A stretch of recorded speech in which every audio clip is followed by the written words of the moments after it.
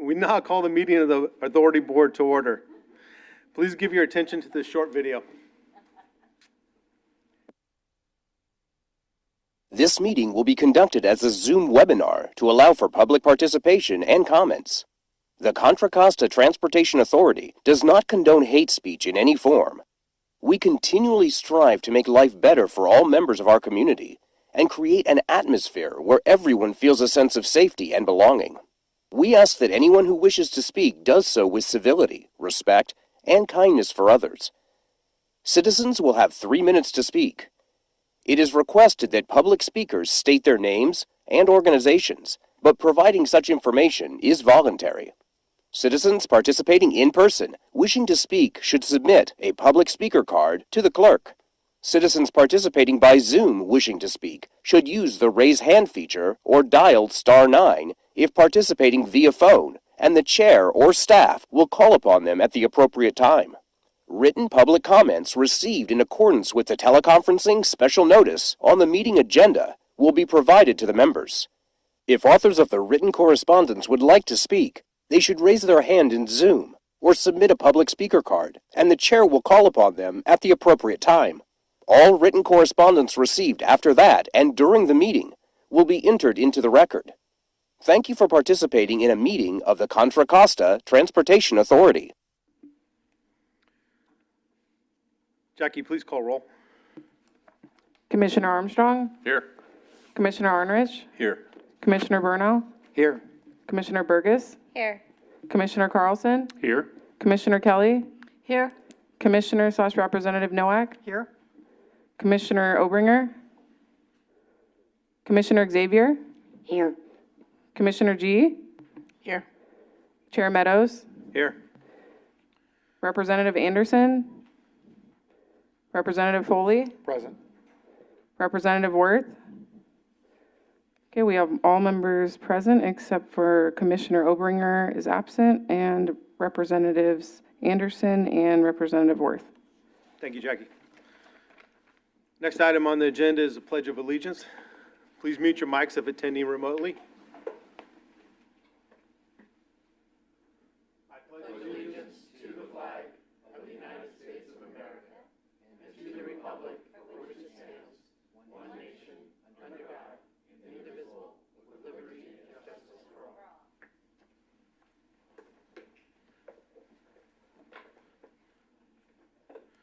Next item is public comment. Jackie, have we received any written public comments? Yes, we received a written public comment that was sent to all the commissioners and posted on the HTML. Okay. No others? The additional written comments are under consent. Hey, is there anybody here wishing to speak? We have one written speaker card, however, it's under the consent as well. Okay.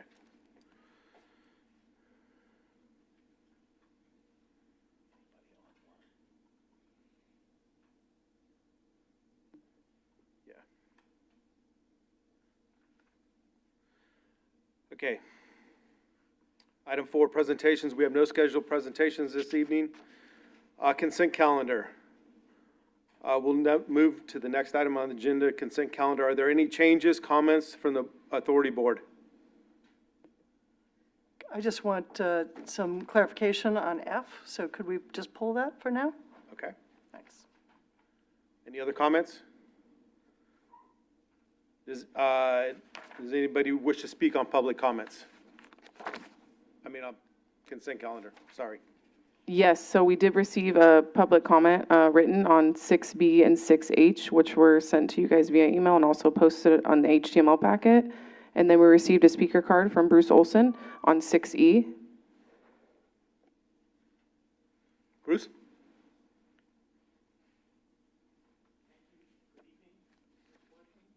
No.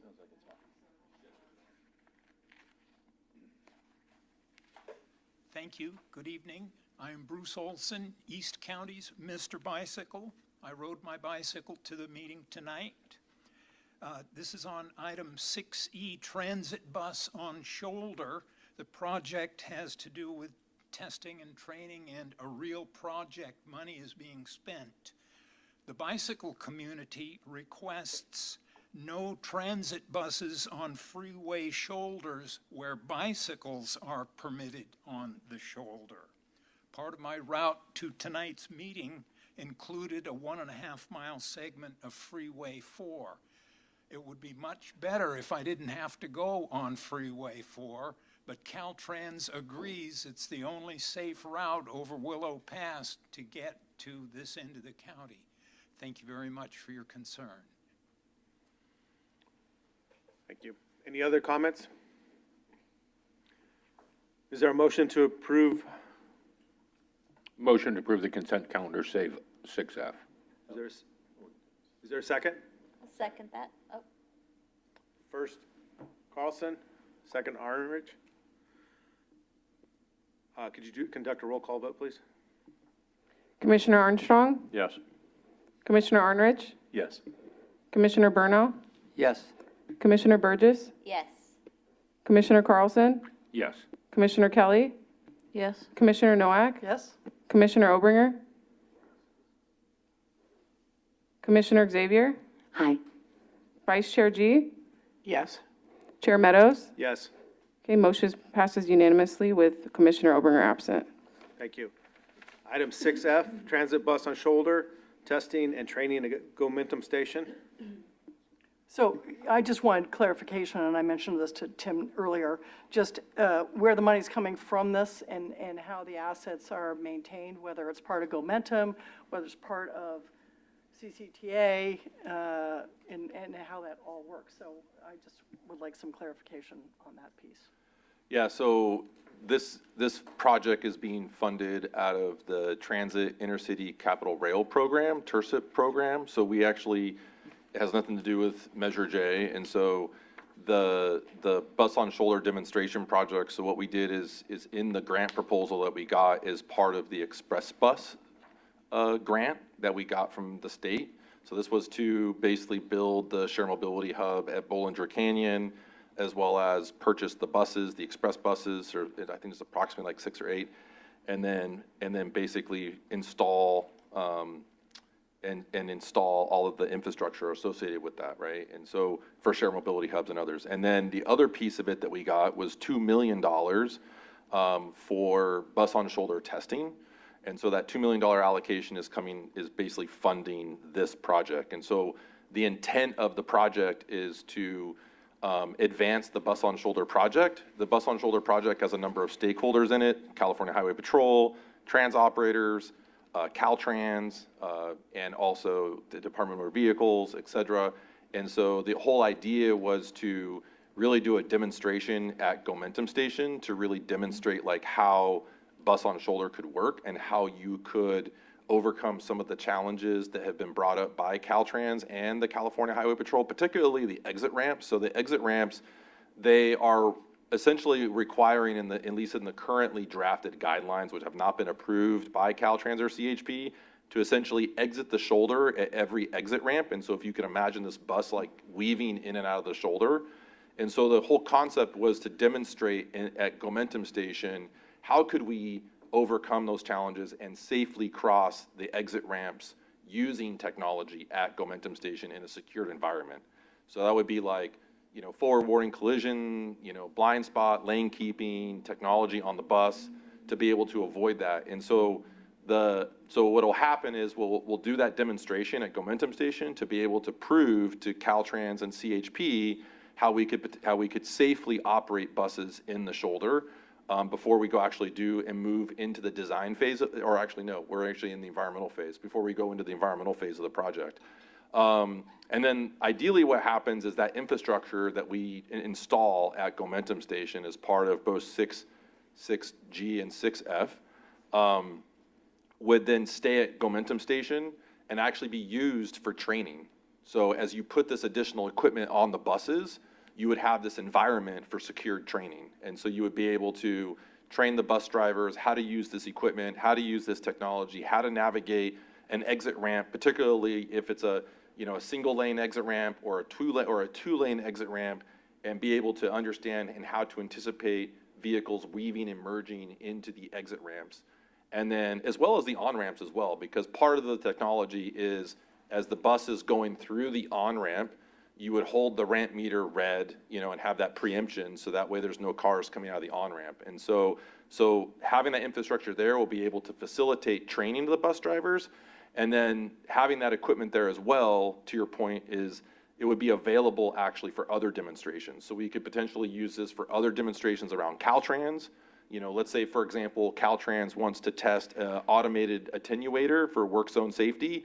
We could test that like how that would work in an environment like that. So essentially what we're trying to do is essentially kind of emulate and build a highway environment, a closed, secure highway environment at Gomentum Station, not just for this purpose, but it could be used for other purposes as well. But it's all being funded by state funds and TIRSIP funds. Yeah. I just, for future, it might be helpful to actually put where the funds are coming from sometimes in these things. It's actually in the financial implications. Oh, I didn't see it in the. Yeah, it says it's funded. Maybe I didn't get to the financial implications. Yeah, it's okay. piece of the- So of the- usually, of yeah, the so report, which could have been. Any I'm staff happy to admit report, any staff report we put, so right in the financial, it says funding for this request is provided by the Oh, TIRSIP. sorry. Right there, yeah. Did not get, usually I ignore the financial. It's okay, no implications, worries. But I shouldn't have done that, so. Thank you for the explanation. Yeah, Yeah. it was a good explanation, and I appreciate that. It's helpful to understand that, so. I'd move the item. Oh. Yeah, just on that point, so this is really about just testing the software that would be used, not so much the driving. In other words, driving too. testing the No, the software driving. there. I mean, the drivers, but how they would use the software to, hold a lane, for example, It's- if it's a bus coming on. Okay, It's a combination of both. So it'd be a Okay. combination of both driving the bus on the shoulder, because the existing shoulder is only 10 feet wide. Yeah. And so, and having this 8-foot wide bus, that's basically in the shoulder, it would, it has its own challenges. And so we're taking a lot of the lessons learned from the 805 Bus on Shoulder pilot project from San Diego. We're taking a lot of those lessons learned and incorporating here.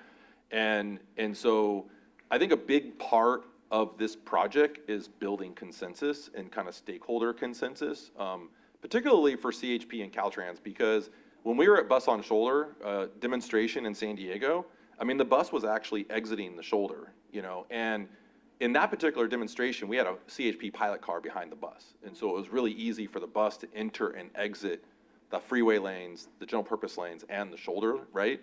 And so, but as you can imagine, not having that pilot car, it's the same reason why transit operators do not like to use express lanes, because they have to merge across all the lanes to get into there, and that's the whole concept around Bus on Shoulder, is to avoid that. But so if you were gonna have the bus continue to exit, it defeats the purpose of the whole project and the value, right? So I think, really we're testing the driving elements, we're testing the software elements of the whole concept. So so what the team has done, and it's, I think, explained in the staff report, is they developed like a concept of operations that identified these different operational scenarios, and then those operational scenarios would then be tested at Gomentum Station. and that would be with maybe the eventual use of this on 580? 680. Or 680, yeah. Or 80. And, well, I'm thinking on 80, yes. I've discussed that in West County. Thank you. With that, I I'll have a move the item. vested interest in this. With that, I'll move the item. Second. Please call roll. Commissioner Armstrong, Yes. Commissioner Arnerich, Yes. Commissioner Burno, Yes. Commissioner Burgess, Yes. Commissioner Carlson, Yes. Commissioner Kelly, Yes, Commissioner Noack, Commissioner Obringer, Commissioner Xavier, Hi. Vice Chair G, yes. Chair Meadows. Yes. Okay, motion passes unanimously with Commissioner Obringer absent. Thank you, Jackie. We now move to regular items under the Administration and Projects Committee. The first item will be presented by Lindy Johnson, seeking approval of the 2025 state legislative bill list. Hello. Good evening, Chair Meadows and Commissioners. In the legislative item that went to APC, Attachment C included 2025 key bill tracking and recommendations. I come to you to seek approval of those recommendations this evening. I'd like to go through all 11 bills quickly with you, give you a bit more information about each bill, especially those that we are seeking oppose or support positions, and then some insight into those we are choosing to monitor at this time. The first is AB 33. This bill relates to autonomous vehicles and prohibits the delivery of commercial goods to a residence or business for use in retail sale by an autonomous vehicle operating without a human operator. We have seen a series of bills like this and have opposed its predecessors. We're a bit concerned about what limitations this might have on innovations and testing, and also on the present restrictions and definitions of commercial goods and uses, and we are seeking an opposed position on the bill. The most recent amendments to this bill did also add some language around doing further studies of safety and employment implications of autonomous vehicles, so we will also be monitoring that language. AB 259 is a bill that will extend the authority indefinitely for local teleconferencing for open meetings. Essentially, members of bodies like this body will be allowed to use teleconferencing without making each location accessible to the public. This bill is essentially just eliminating the sunset on this. It has already existed previously, and we are seeking a support position.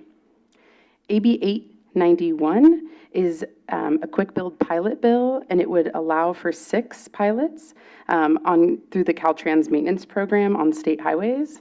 And we are currently taking a monitor position or recommending a monitor position on this bill, but we wanted to ensure you all were aware, as there's been a lot of conversation around quick build projects and it does impact the state highway system. We also would obviously be very interested in what 6 pilots might come out of this should it pass. I should mention that that bill has already passed its first committee and is now in appropriations. AB 939 is the Transportation Bond Act. You may have heard a little bit about this. It's a $20 billion bond. It has not yet been set for committee, and there's been no movement on it, but we do think it's important to monitor it given the context of the bill. And so we are asking for a monitor position at this time. AB 1070 is the Transit Governing Board. This is particularly relevant for those of you who sit on transit governing boards. It would require those on the board to use the transit system through which the board is overseeing. It would also add a member to boards from an affiliated labor organization to each transit district. And we are asking for a monitor position at this time, as it would impact transit boards. We're very interested in how this will develop, but are not currently asking to take a position. All right, keeping going. AB 1421 is the road charge TAC extension. So this is an advisory group that was already created to look at road charge. Currently, the bill doesn't have much to it other than extending this advisory committee, but given that the bill is talking about road charge, we think it may lead to more conversations and is worth monitoring at this time. SB 63 is the funding for funding for the SF regional measure. SB 63 is probably a bill all of you have heard about at this point once or twice, and certainly one that Commissioner Nowak has spent a decent amount of her time on. It is currently set for hearing in the Transportation Committee on April 22nd. We are taking a work with author position on this because we are actively working with the author's office, and we felt like it was important to highlight that. As of right now, the CTAs, including CCTA, are being asked to be in discussion about the formation of an expenditure plan. We've been engaging in those conversations quite frequently, Executive Director Hale in particular.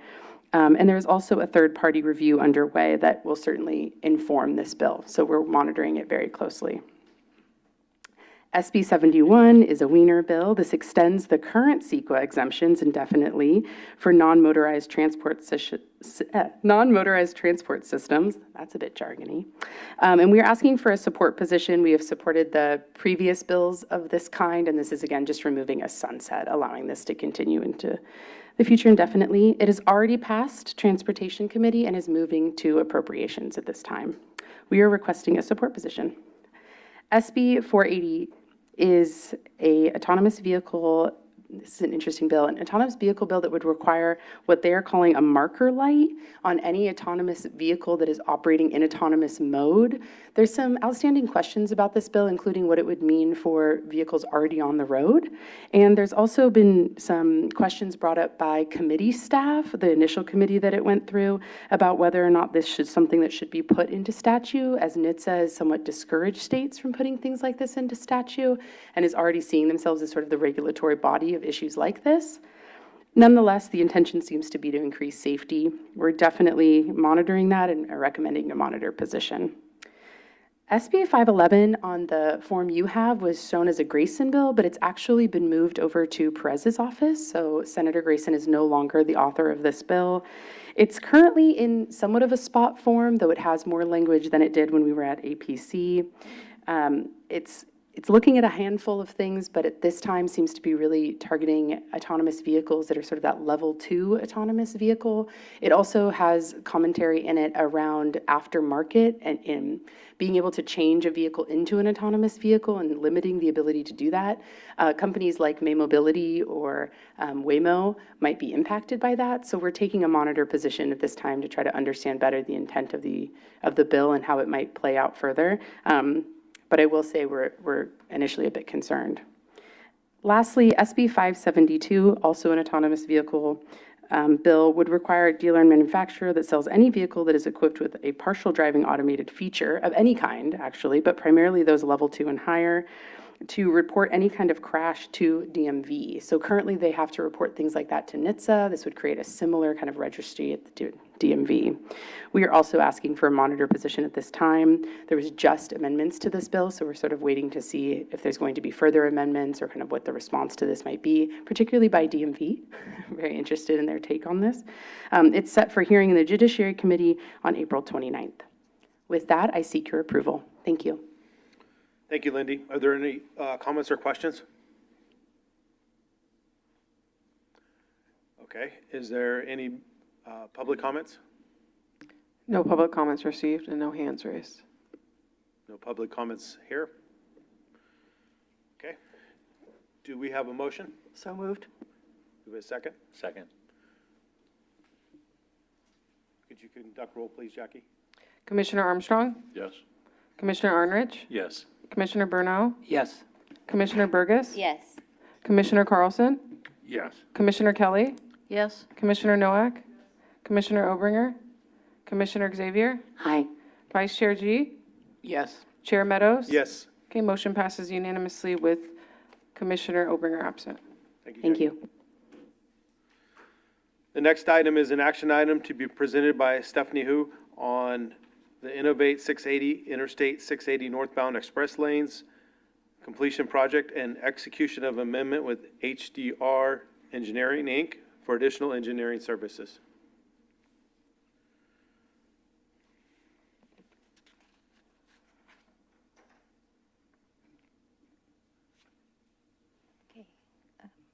Good evening, Chair and Commissioners. My name is Stephanie Hu, Director of Projects at CCTA.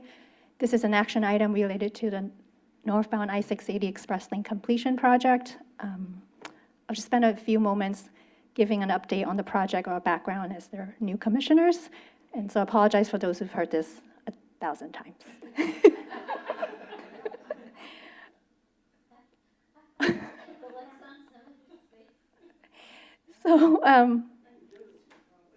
So Innovate 680 is a program that is a comprehensive approach to tackle congestion on northbound I-680 with multiple strategies to improve congestion on the corridor. The goal of the program is to improve safety, connectivity, efficiency, and reliability of the corridor while we prepare the corridor for the future and providing accessible mobility options to encourage mode shift and also thereby improve air quality. There are 6 main projects under Innovate 680, and tonight we're focusing on the Express Lane completion project. The goal of the project is to address the existing express lane gap on northbound 680 in the map on the right. The existing express lanes are shown in gray. So in the southbound direction, it's all completed in Contra Costa County. The project is focusing on the northbound direction, and on northbound 680, the current express lane ends in Navorna. That's at the bottom of the page on the map. The project is proposing to address the gap between Navorna and the bridge. And so on the map, we are looking at the map. We're proposing to construct a northbound 680 express lane from Navorna to 242, addressing the gap that is shown in light blue and pink. And then also convert the existing HOV lane to express lane from 242 to about Arthur Road. And the project is currently in environmental clearance phase, or also known as project approval and environmental document PAD phase, and that's the Caltrans process. The key purpose of the project is to reduce peak period congestion, travel time on northbound 680, encouraging carpool and transit use, improve travel time reliability, and also to offer non-carpool users a more reliable travel option with the proposed express lane. The project addresses the need for congestion relief, managed lane system continuity, and then also to address traffic operation issues, especially the weaving area issues at Lawrence and Treat Boulevard and Walnut Creek. So we studied a wide range of alternatives, 4 in total. They ranged from addressing this express lane gap by either closing this gap completely or reducing it. The alternatives also looked at constructing the express lane either by lane addition, like adding a lane either through widening or restriping. We also looked at a scenario where we would convert a lane, an existing lane, to create an express lane. We circulated a public review, a draft environmental document summer of last year, and receiving public comments about the alternatives. And with that, the project development team consisted of CCTA, MTC, and Caltrans selected alternative 2 to be the preferred alternative to move forward with the final environmental document. And that is, the alternative 2 is reducing the gap with a lane addition, which I will show in the next slide. So this shows alternative 2's project elements, so looking from south to north on the map. We're proposing to construct a new express lane by widening or restriping from Navorna to south of Ignacio Valley Road. That's that first light blue on the bottom. We would leave a 2-mile express lane gap at the dotted pink in the interchange of 24 and 680. And then there will be a new express lane from just south of North Main to 242. That's that second light blue line. And then converting the existing HOV to an express lane up to the north. The project also includes a set of braided ramps at Lawrence and Treat Boulevard to address the weaving issue at Lawrence and Treat. And I have a couple pictures to show how it looks like. So this is the existing condition. You guys should be familiar with the loop ramp that gets off at North Main. Lawrence Way comes on a diagonal ramp, and then Treat Boulevard off ramp. It's top of the page, and that's actually where we are at CCJ office. So the proposal for braided ramps is different from the existing condition. Those that would like to exit on Treat Boulevard, at Treat Boulevard, would take that loop ramp with the North Main folks. The North Main exit will remain as it is. It will be a split sort of ramp. If you want to go North Main, you go to the loop like you do today. But if you want to exit on Treat, you will go straight. The Treat Boulevard exit ramp will be elevated on the bridge, allowing the Lawrence Way on-ramp to go underneath that bridge. So thereby separating those movements, alleviating a lot of the weaving conflicts that exist today that causes traffic to back up south of 24 interchange. So this is our project schedule. As I mentioned, we've selected the preferred alternative back in September. We're working hard to complete the final environmental clearance scheduled for about summer or July of this year.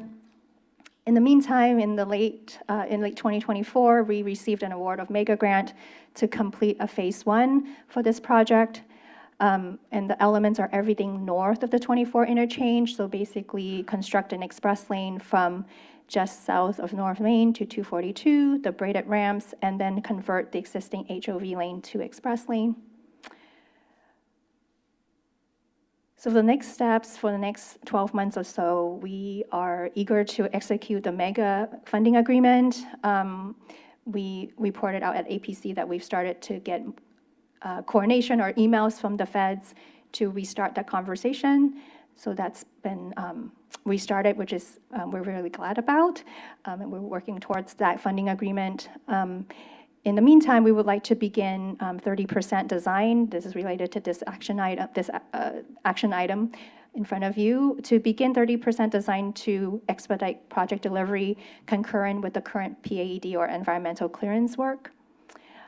With the complexity of the project and for more cost certainty, staff is investigating the usage of progressive design build as a delivery model.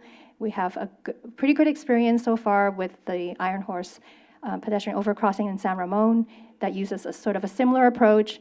So from now till end of the year, we'll be exploring that delivery model. And if we do pursue that, it will require procurement of a project construction management or PCM team, and also a procurement of a PDB, a progressive design build team. And before we get to there, we would come back to the board to explore that delivery model with you all. The 30% design completion is aimed for June 2026, and that design package will either assist or aid the preparation of the PDB process, and if we choose to not go forward with that, we would take 30% on to final design like we normally do with design bid to build process. So today, we're requesting amendment number 3 to be approved, but the previous 2 amendments were for HDR under amendment number 520, were to address the out-of-scope work due to the SB 743 or VMT new policies from the state. It elevated the environmental document to an EIR. We had to do additional outreach, additional alternatives to study, and additional alternative of general purpose lane conversion. The current amendment request number 3 is to cover this additional scope of work of 30% design completion.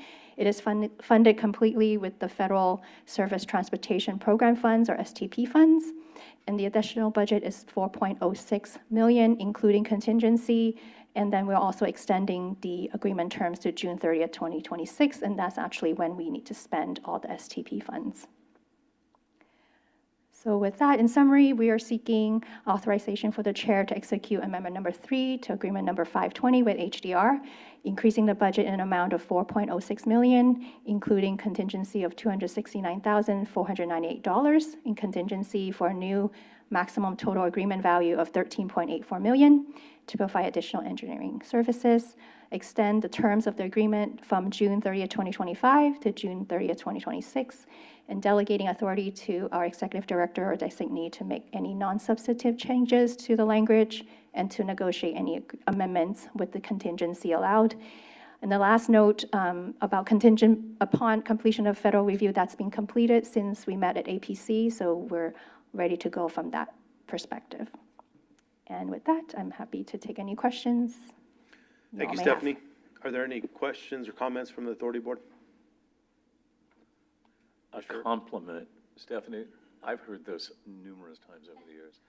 You have gotten this down to very precise and a really good explanation, and your graphics are really helpful. So I just want to say really thank you, and I'm sure those who saw it for the first time, I hope will agree. But you've done a really good job. Thank you. And after comment, I would make a motion. Any other comments or questions?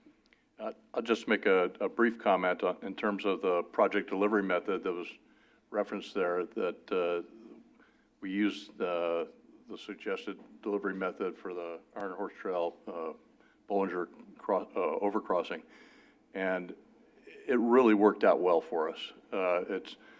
I think that project is going to be not just on time, but probably finish early, and had very few change orders, and probably come in under budget as well. So it's looking pretty good. I think it's a very successful model, so I'm pleased to hear that that might be considered. Any other comments, questions? Jackie, is there any public comments online or here? No, have not received any written or hands raised. Okay, so we have a motion. Second. Jackie, could you please conduct roll? Commissioner Armstrong? Yes. Commissioner Arnrich? Yes. Commissioner Burnell? Yes. Commissioner Burgess? Yes. Commissioner Carlson? Yes. Commissioner Kelly? Yes. Commissioner Nowak? Yes. Commissioner Obringer? Commissioner Xavier? Aye. Vice Chair G? Yes. Chair Meadows? Yes. Okay, motion passes unanimously with Commissioner Obringer absent. Thank you, Jackie. The next item is an informational item to be presented by Tim to provide an update on the Gomentum Station operations.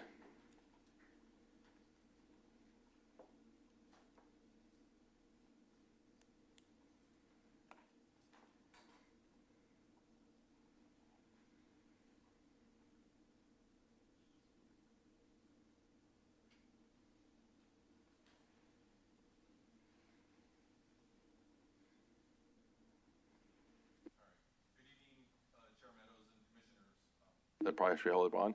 Good evening, Chair Meadows and Commissioners. Thank you for the opportunity to kind of present a little bit about Gomentum Station. This will be, I tried to shorten the presentation. I don't know if I was successful, but I think this topic is really important, I think, for all the board members and new board members in terms of how Gomentum Station is put together, how it functions, how it's performing, and the future of Gomentum Station. So we had a really good, robust conversation at the Administration Projects Committee meeting and just bringing these forward. I did cut some slides, but I also did add some slides based on some comments and requests from APC and get into the presentation.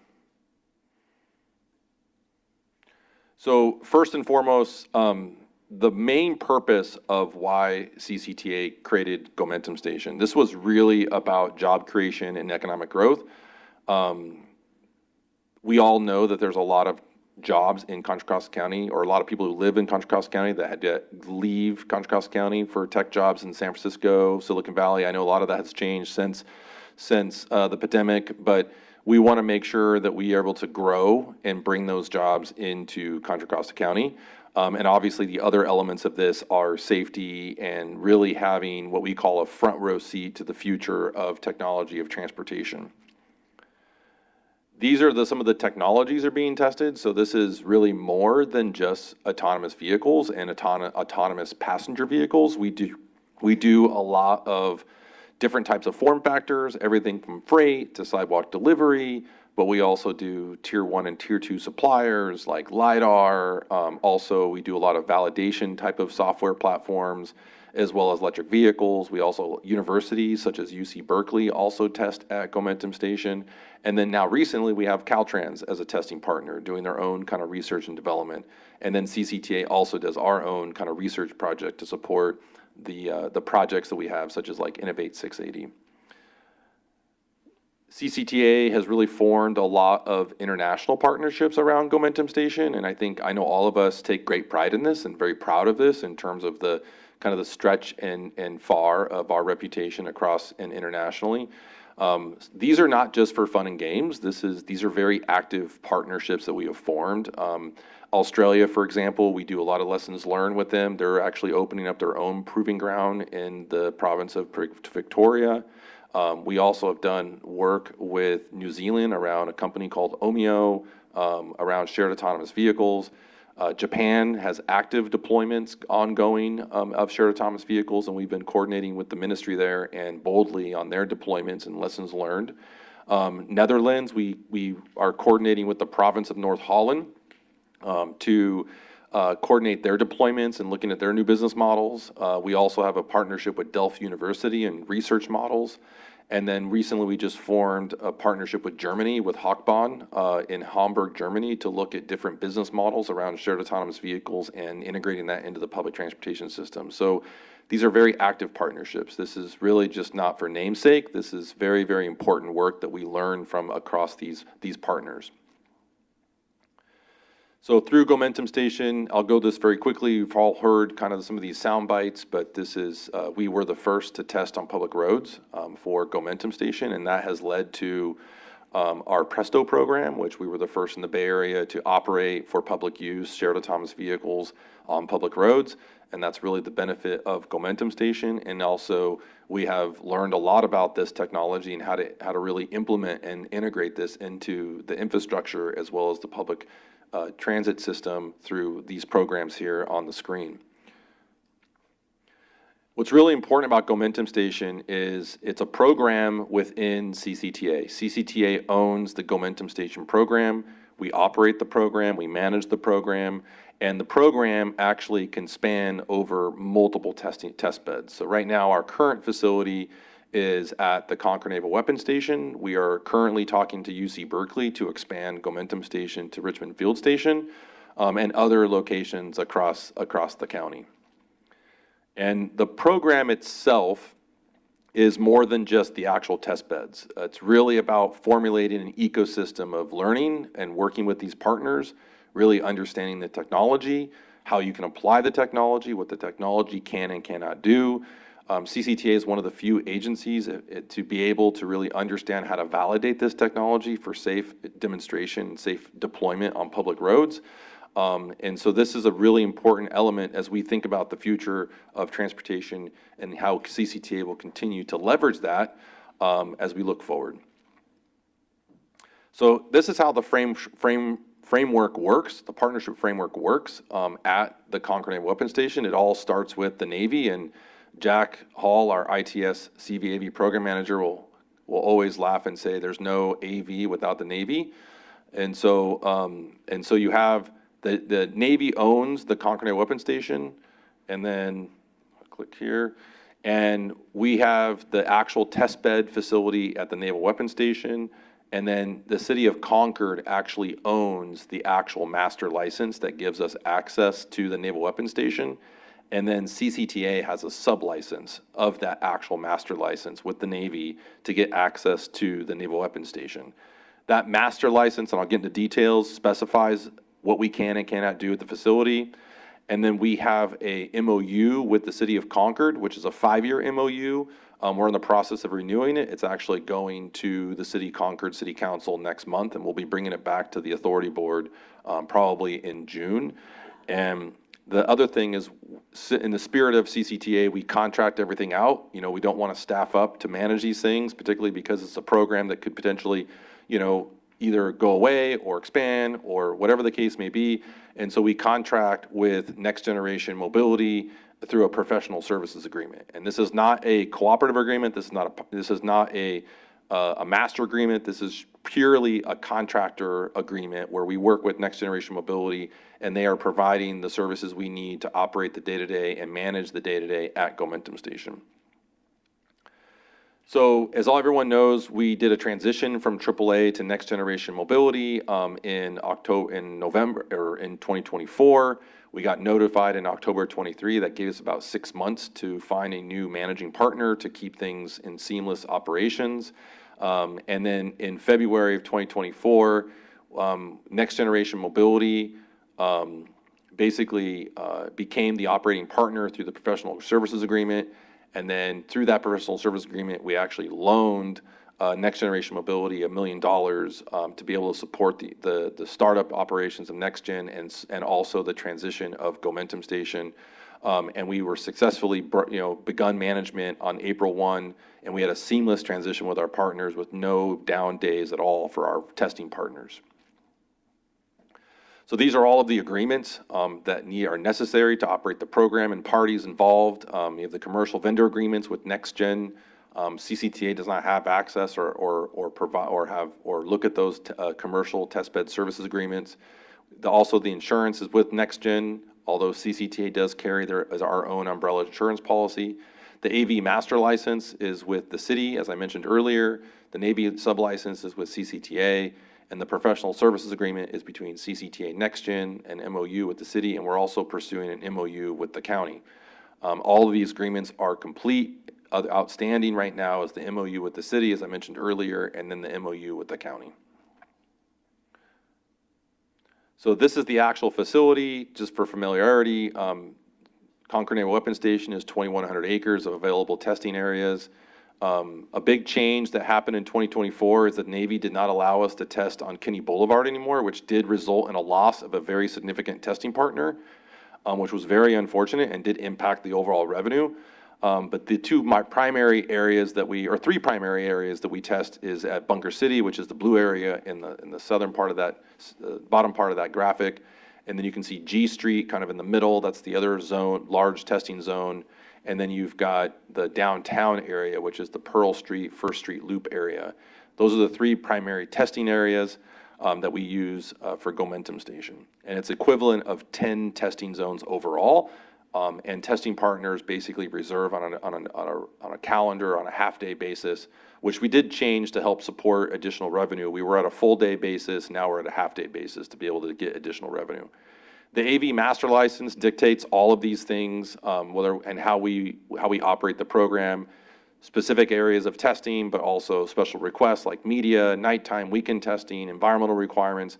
When it rains, we have to shut down operations because of salamanders and because of frogs and so forth that come out in the rainy days of Gomentum Station, as well as all the insurance requirements. The professional services agreement with Next Generation Mobility is a 5-year agreement. We own the right to terminate that agreement anytime based on performance. And we own the rights to the program, the trademark, the physical assets at the facility. That was a big lessons learned with the transition from AAA. We actually had to, purchase the assets from AAA, which was unfortunate, but we negotiated that. And so we made this, in the new agreement, we made sure that all assets belong and are owned by CCTA in case of another transition. But we also have these priority access points. But what's really important about the professional service agreement is the roles, responsibilities, as well as the required documents, and then also liquidated damages for any types of breach of contract, which is essentially $2,500 a day. These are the roles and responsibilities. I won't belabor this too much, but primarily we handle the public side, they handle the private side, as well as all the facility management. We handle all the outside related things in terms of deployment, state and federal funding, and also agency approvals and permits. These are the requirements that are in the professional services agreement. So in this binder is actually all of those things that have been submitted by NextGen based on the time and requirements in the agreement. The operational safety plan is crucial. I mean, that's how we operate the test bed. The 5-year strategic plan is in this document. It's currently under review. They did submit it before April 1st, which was on the anniversary of when they took over operations. It's under review. We will be reviewing this strategic plan with the Gomentum Station Ad Hoc Committee, which is on the next item on the agenda. The master plan has also been submitted. That'll be also under review with the Gomentum Station Ad Hoc Committee. The annual budget has been submitted, which I will go into detail on that a little bit in later slides, but that'll also be under review with the Gomentum Station Ad Hoc Committee. The program inventory is a list of all the assets, and this is an inventory in which we see out there, and those assets would be transferred to CCTA if there was a breach or termination of agreement. And then there's also financial reporting, which I'll cover briefly here in a moment. In terms of the financial reporting, they're required to provide quarterly financial reporting on revenues, expenditures, invoices, and any documentation that require local match funding to grant programs that we would associate with Gomentum Station. They also can request appropriations of fund, hence the $1 million loan to Next Generation Mobility when we did that as a line of credit. They can also request for reimbursement. And then the key thing here is there's a revenue share of $500,000 or 10% of the gross revenue, whichever is larger, to CCTA. And I'll talk about the details of that in a minute. These are all the accomplishments in the last 12 months. So from an infrastructure standpoint, we updated the Signal Lab. From a legal standpoint, all the agreements have been signed. Financial and accounting procedures have been established. Operationally, they've hired 3 full-time equivalent staff members at the facility. The Next Generation Mobility is comprised of 2 board members, as well as an executive director, a operations manager, and an assistant. So those are all of the staff members that are working for Next Generation Mobility to support the program. And administratively, they basically did everything that was required of them in the binder. In terms of utilization, we're roughly right about 70%, 65, 70% of average utilization of the facility. As you can see how it was dipping down in January, February, March, that is primarily due towards the rainy season, and that is a trend that we've seen in utilization over the last 5 years, even as AAA has been operating the facility. So over the financial period, their fiscal year is a calendar fiscal year for 2024. This is where they landed after each quarter. There was obviously a high upfront investment to get the program up and going in Q2. Q1 was basically January to March, so there was limited expenses because we took over in April. So Q2, there was obviously not a lot of revenue, but a lot of expenses, and then that started balancing out and making a net profit in Q3 and continued to do that in Q4. So net at the end in the calendar year was a $483,000 deficit. And so, and a big part of this was changing the pricing structure, which I mentioned earlier, and also really looking for opportunities to save money in terms of looking for new insurance policy that was cheaper than the one that was identified earlier with AAA. In terms of Q1 financials for 2025, this is where they landed in terms of about $800,000 of revenue, $70,000 in expenses. That doesn't include a $125,000 payment to CCTA, as well as a loan interest payment. I have more details of that later. And that is the 125 of the 500K. So they did short pay us 500K for the program, and I'll talk about that in a moment. And this is their annual budget. So this is the 2025 annual budget, which we will be under review with the Gomentum Station Ad Hoc Committee. But they're anticipating almost about doubling the revenue, and 1.6 million in expenses and 2.1 million in labor costs. The 2.1 million in labor costs is about the full-time equivalent, the 3 full-time equivalents that I mentioned earlier, their salary, as well as consultant support time, which is roughly about $840,000, which is about $70,000 a month to support the next generation mobility. And then also you have reserves built into the $2.1 million, as well as the operating expenses. And then loan and debt services are the $824,000, which is the $500,000 due to CCTA if they do reach at less than 10%. And then also there's payment of the loan in terms of paying back CCTA, the $1 million, about $150,000. And then there's another $150,000 built in the $824,000 in case they do take out a loan, a business loan, to support additional infrastructure improvements out at Gomentum Station. And then there's also a $600,000 reserve overall for any improvement projects, which leads to a total budget of $5.1 million. And that leaves essentially a net difference of $313,000. And I'll get into that in a minute. But there's a lot of, I'll say, contingency built into this. So we do see an opportunity for that $313,000 to go up. So in terms of the FIR loan, the $1 million loan, they've been very good about paying this back. They did pay back the interest as required to them, and then they also have quarterly payments that are required of them. So they've essentially have paid roughly about $150,000 in payments on the loan, which brings the debt amount to $877,000. They just did make their actual, it's not reflected here, but they did make their Q1 quarterly payment for this year. And so that number is a little lower than that. And so they're anticipating, again, $150,000 every year out to the maturity of the loan for the $1 million. And they do anticipate if they are able to get, make more revenue and have more net revenue, they're anticipating to pay back the loan faster than when it would mature. So make it even more confusing to everyone. So CCTA is on a government, fiscal year, July 1 to June 31st. They're on a calendar fiscal year. And then the anniversary date is April 1. Everything is based on April 1. So the $500K that's being paid back to us is anticipated to be paid back at $125,000 quarterly.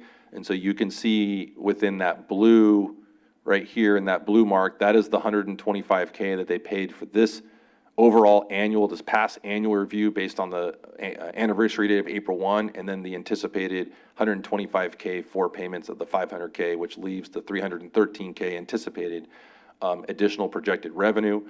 And so we are anticipating that $313,000 would come back to CCTA to pay down the debts. And so in fiscal year, so this is CCTA's revenues and expenses, so this is what's really important, but I can assure you that no Measure J is being spent on this program. Brian and finance and the staff here, we do a very good job of making sure that we keep a track of all the expenses, staff time, et cetera. The Gomentum account was created back in 2018, and we've been tracking every piece of expense on Gomentum Station since that time, and even beyond that.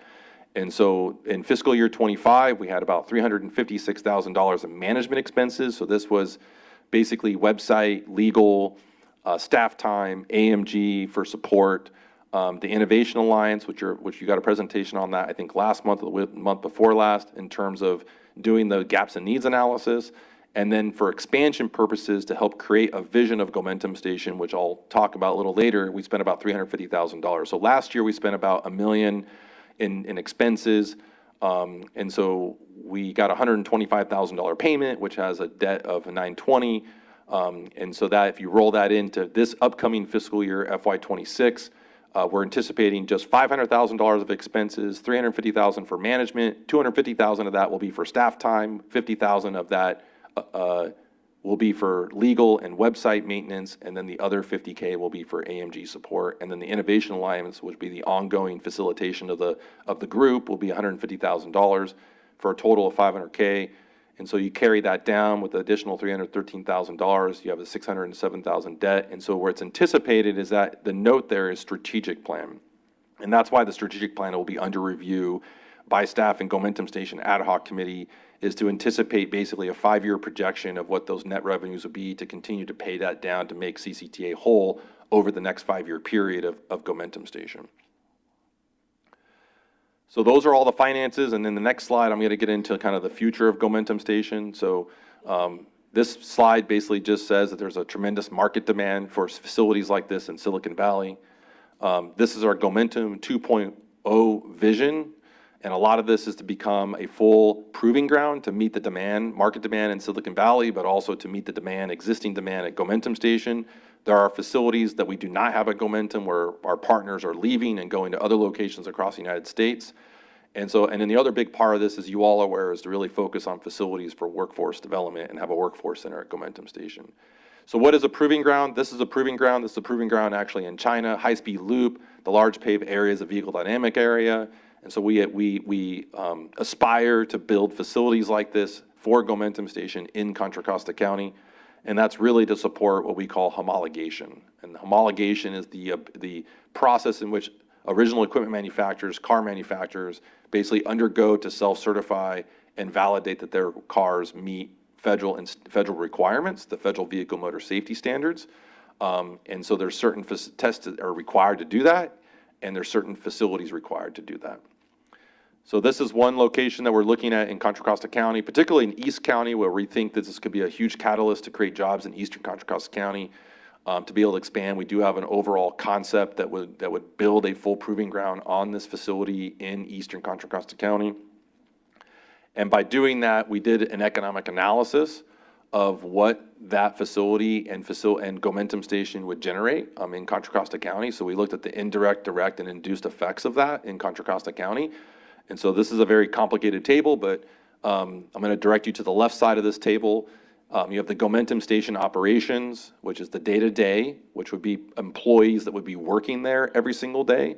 Out-of-area clients, so these would be companies like GM that would bring their vehicles from out of state, or out of the area to be able to test at Gomentum Station.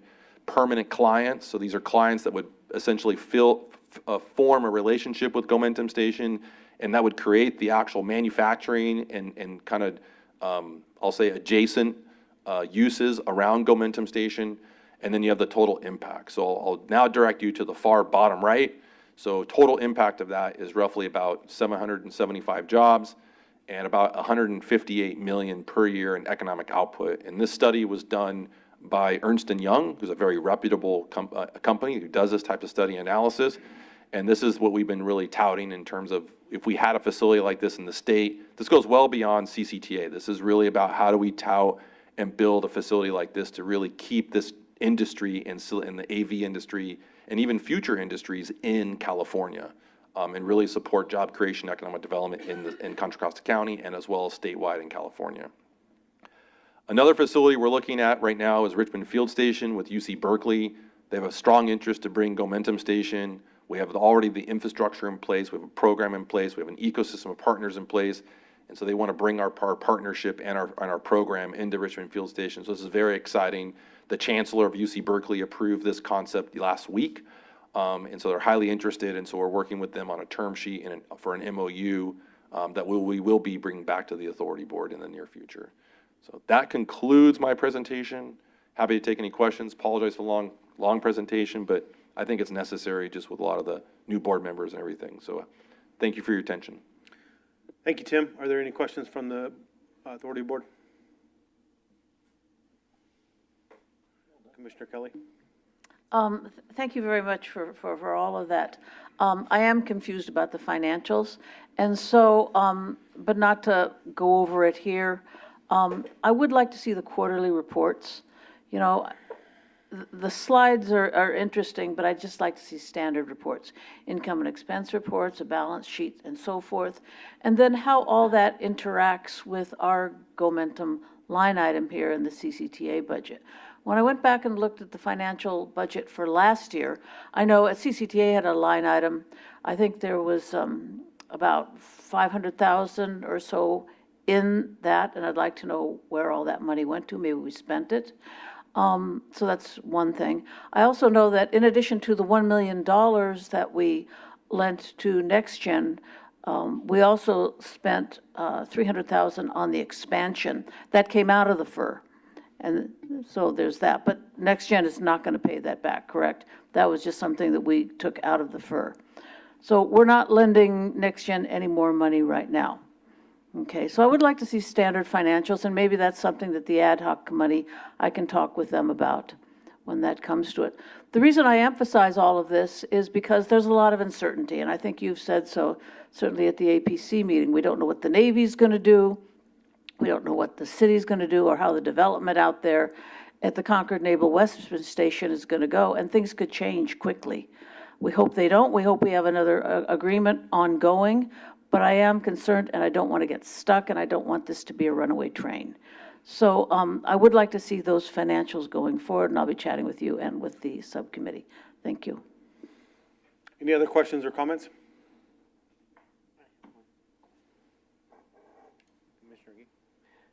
Tim, I'm just curious, you know, given the presentation, have there been other partners that have wanted to invest in Gomentum or other entities? Yeah, the biggest problem we have with Gomentum Station is we have a lot of restrictions at the Concord Naval Weapons Station. And we have partners that have been willing to invest, but we could not expand at Concord Naval Weapons Station because of the restrictions. And so we've lost partners because of that.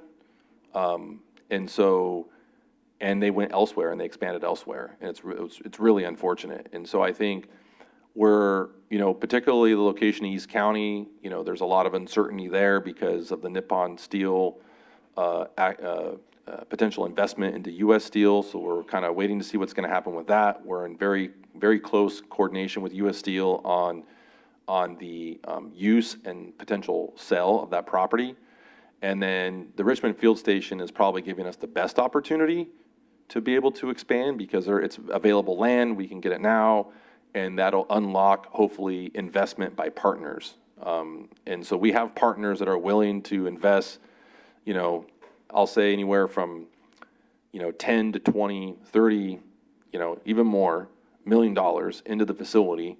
And just because of the restrictions, we can't do that. We can't physically do that. So I mean, when AAA was managing this facility at the peak, right before they transitioned out, they were roughly right around 2.5 million net revenue. So you got to have to think that this is a ramp-up period for this year one, and so we're really curious on what's going to happen with year two. I will say, though, that, you know, we continue to sign up more partners. We did sign up a new Tier 1 partner, actually, in January, which we're really excited about. We did lose a Tier 1 partner, which was because of Kenny Boulevard. The other partner that we lost was Cruise. Because they basically, GM was no longer going to invest in Cruise anymore, and they are one of our Tier 1 partners. But we were able to sign up Caltrans as a Tier 1 partner, so it all kind of balances out, and I think the numbers, I think, reflects that. So what we do need to do is, I know in the strategic plan, a big component of this is marketing and business development and bringing in and more outreach to automotive.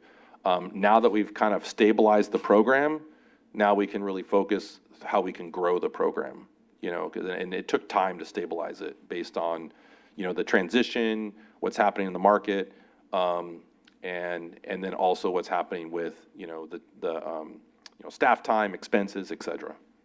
So, but we do have a high amount of, I mean, there are people willing to invest into the program. So.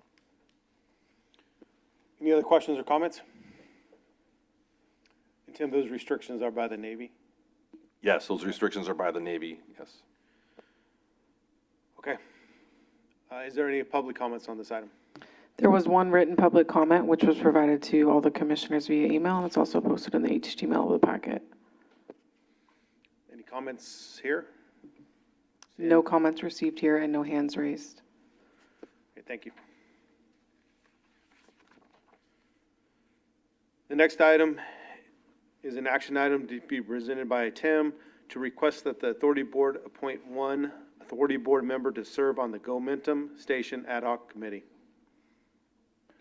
So this is mine, again, Tim Hale, Executive Director of CCTA. And so, as I constantly referred to in the previous presentation, the Gomentum Station Ad Hoc Committee has been a really great resource and be able to review certain deliverables as well as receive input and feedback on the program as we kind of march through the transition, but also issues and challenges that we've dealt with in the past relative to other operators, other issues, et cetera.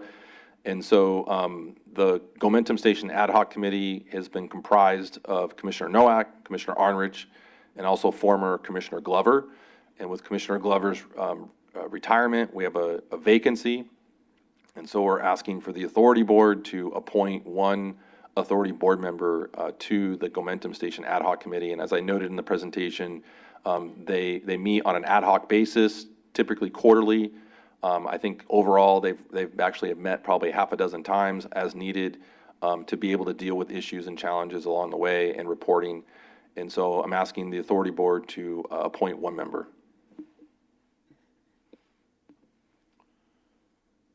Okay, are there any questions or comments on that?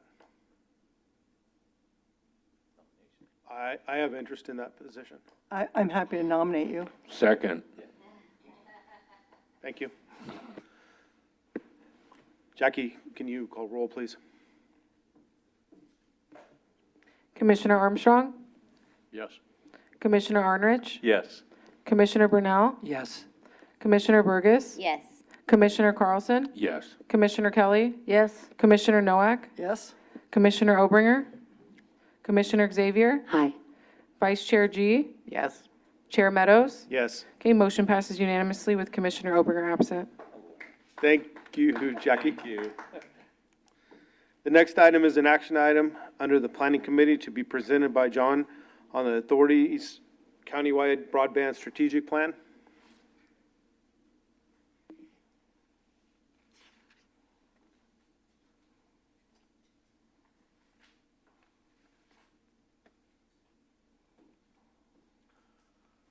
Good evening, Chair Meadows and Commissioners. My name is John Huang, Director of Planning, and tonight I'll be asking for your approval of the Contra Costa Countywide Broadband Strategic Plan.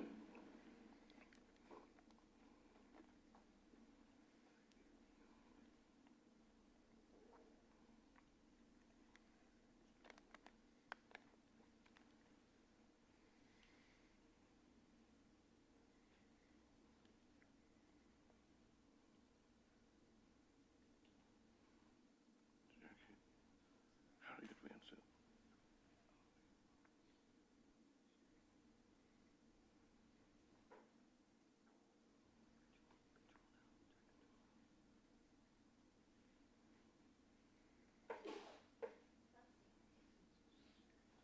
I shared it already. Yeah. It was already up there. How come it's not advancing?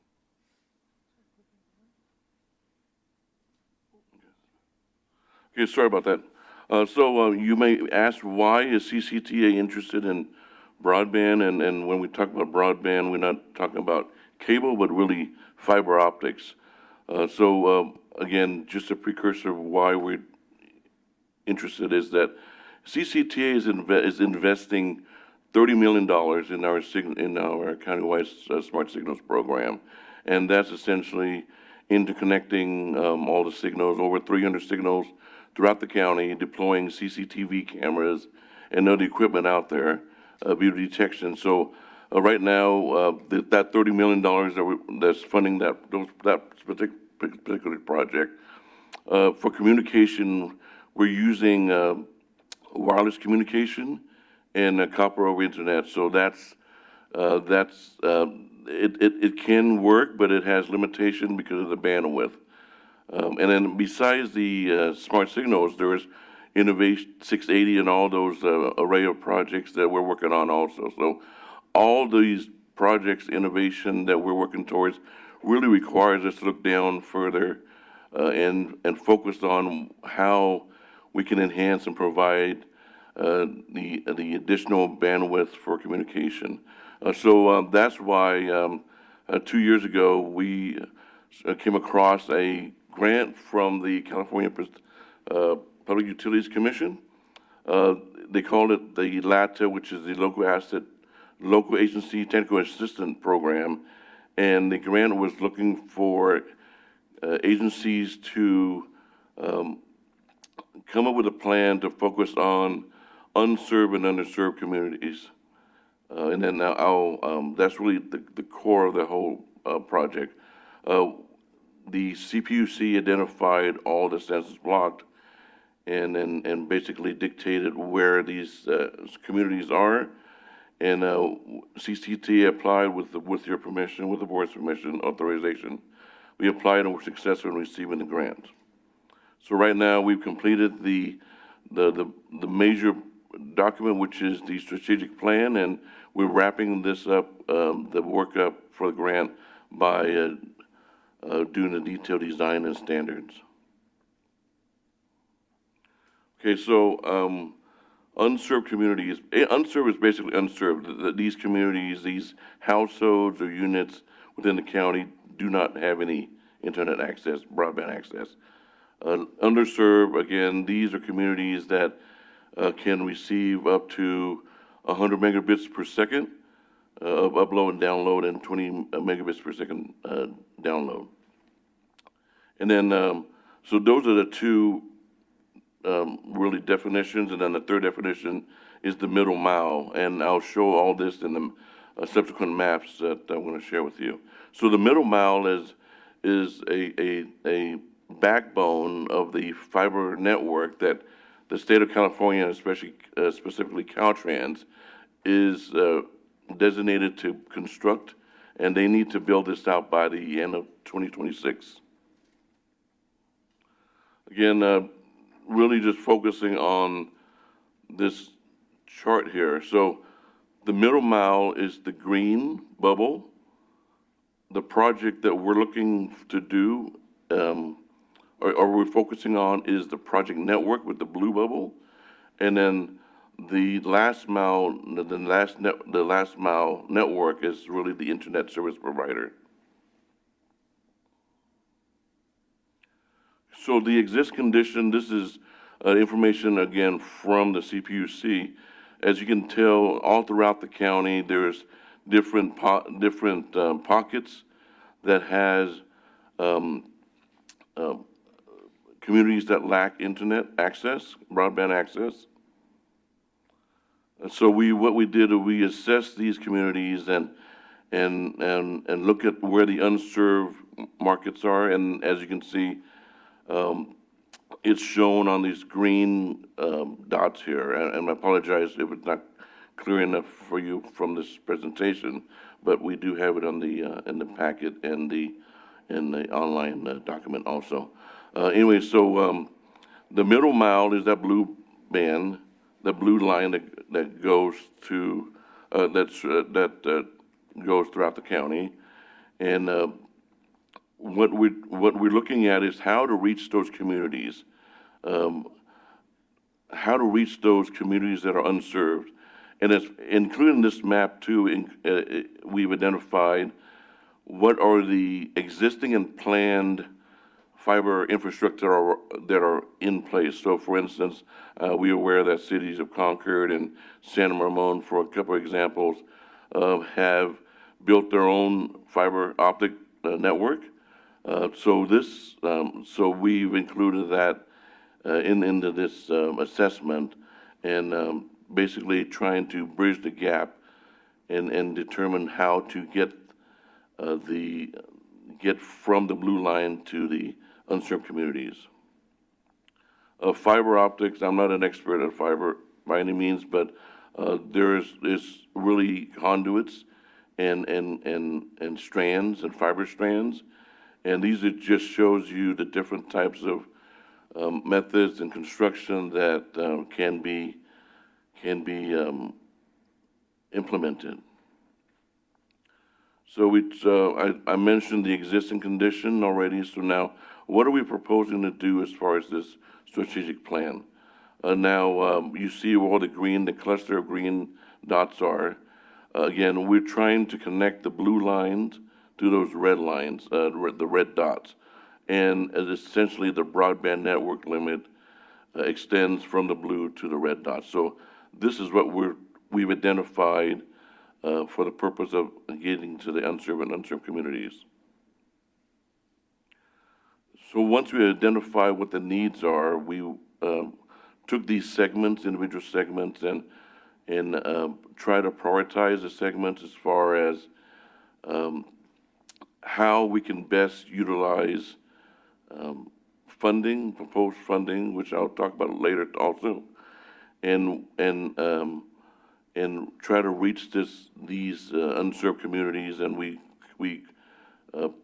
weigh these different criteria, as you can see, cost, dependency, constructability, and so forth. So this is a first tier. There's 3 different tiers, and all the tiers are indicated in the report.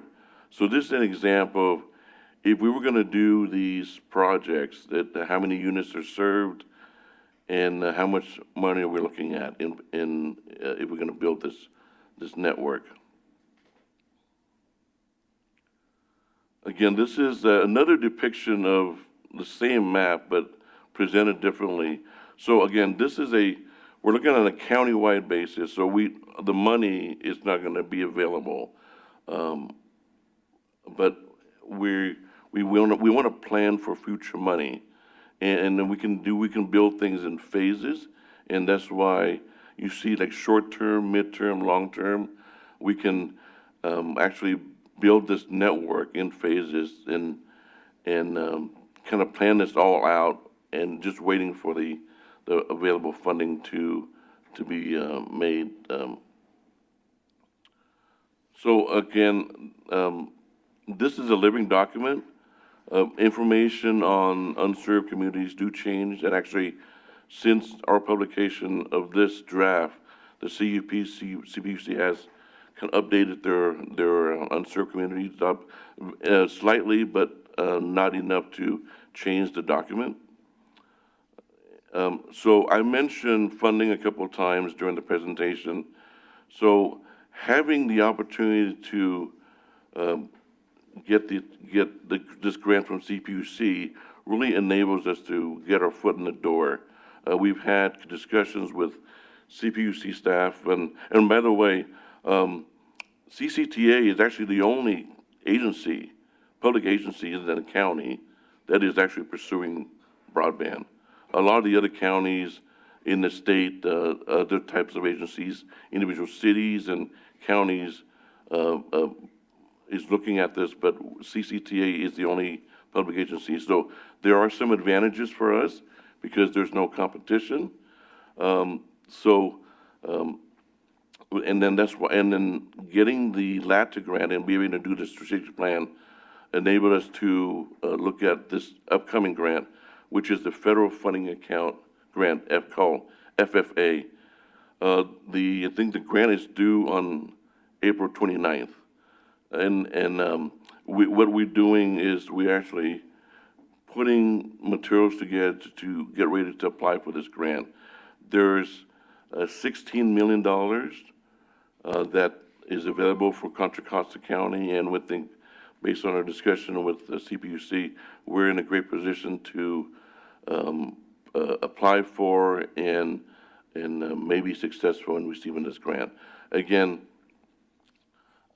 we go back to the strategic plan that we develop and identify different areas where we can get most return on investment for the money for the $16 million. And by that, I mean how many households can we serve, the maximum household that we can serve based on that dollar amount. So that's one pot of money that is due the end of this month, the application.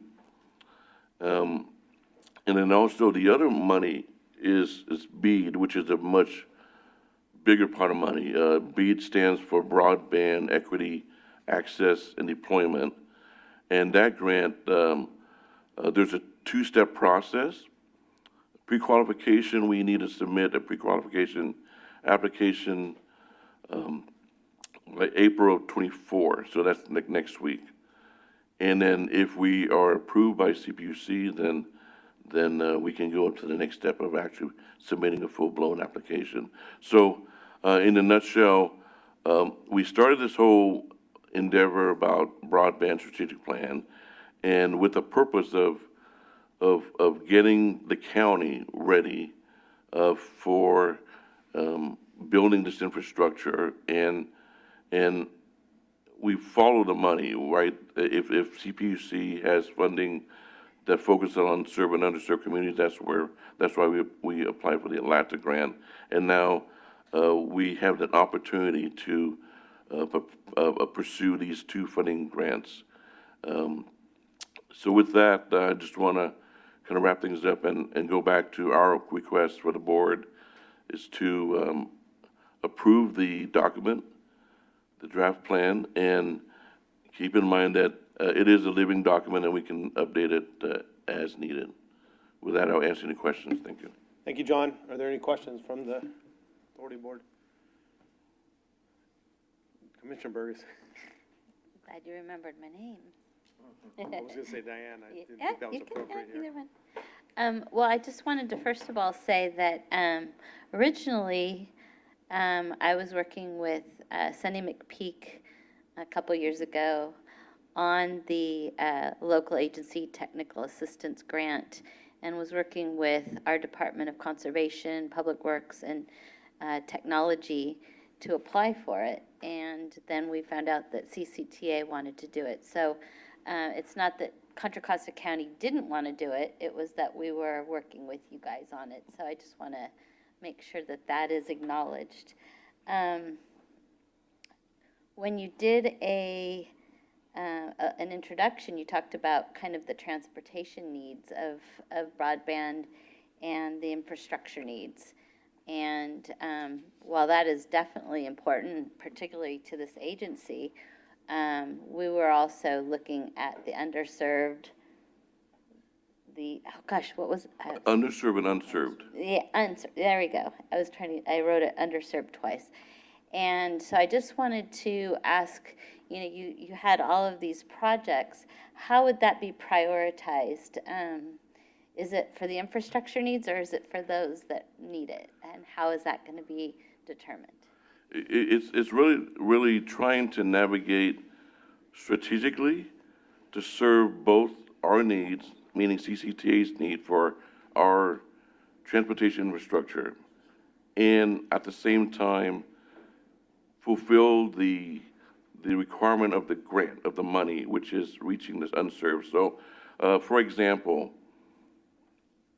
everything connects to that blue line, that middle mile. Mm-hmm.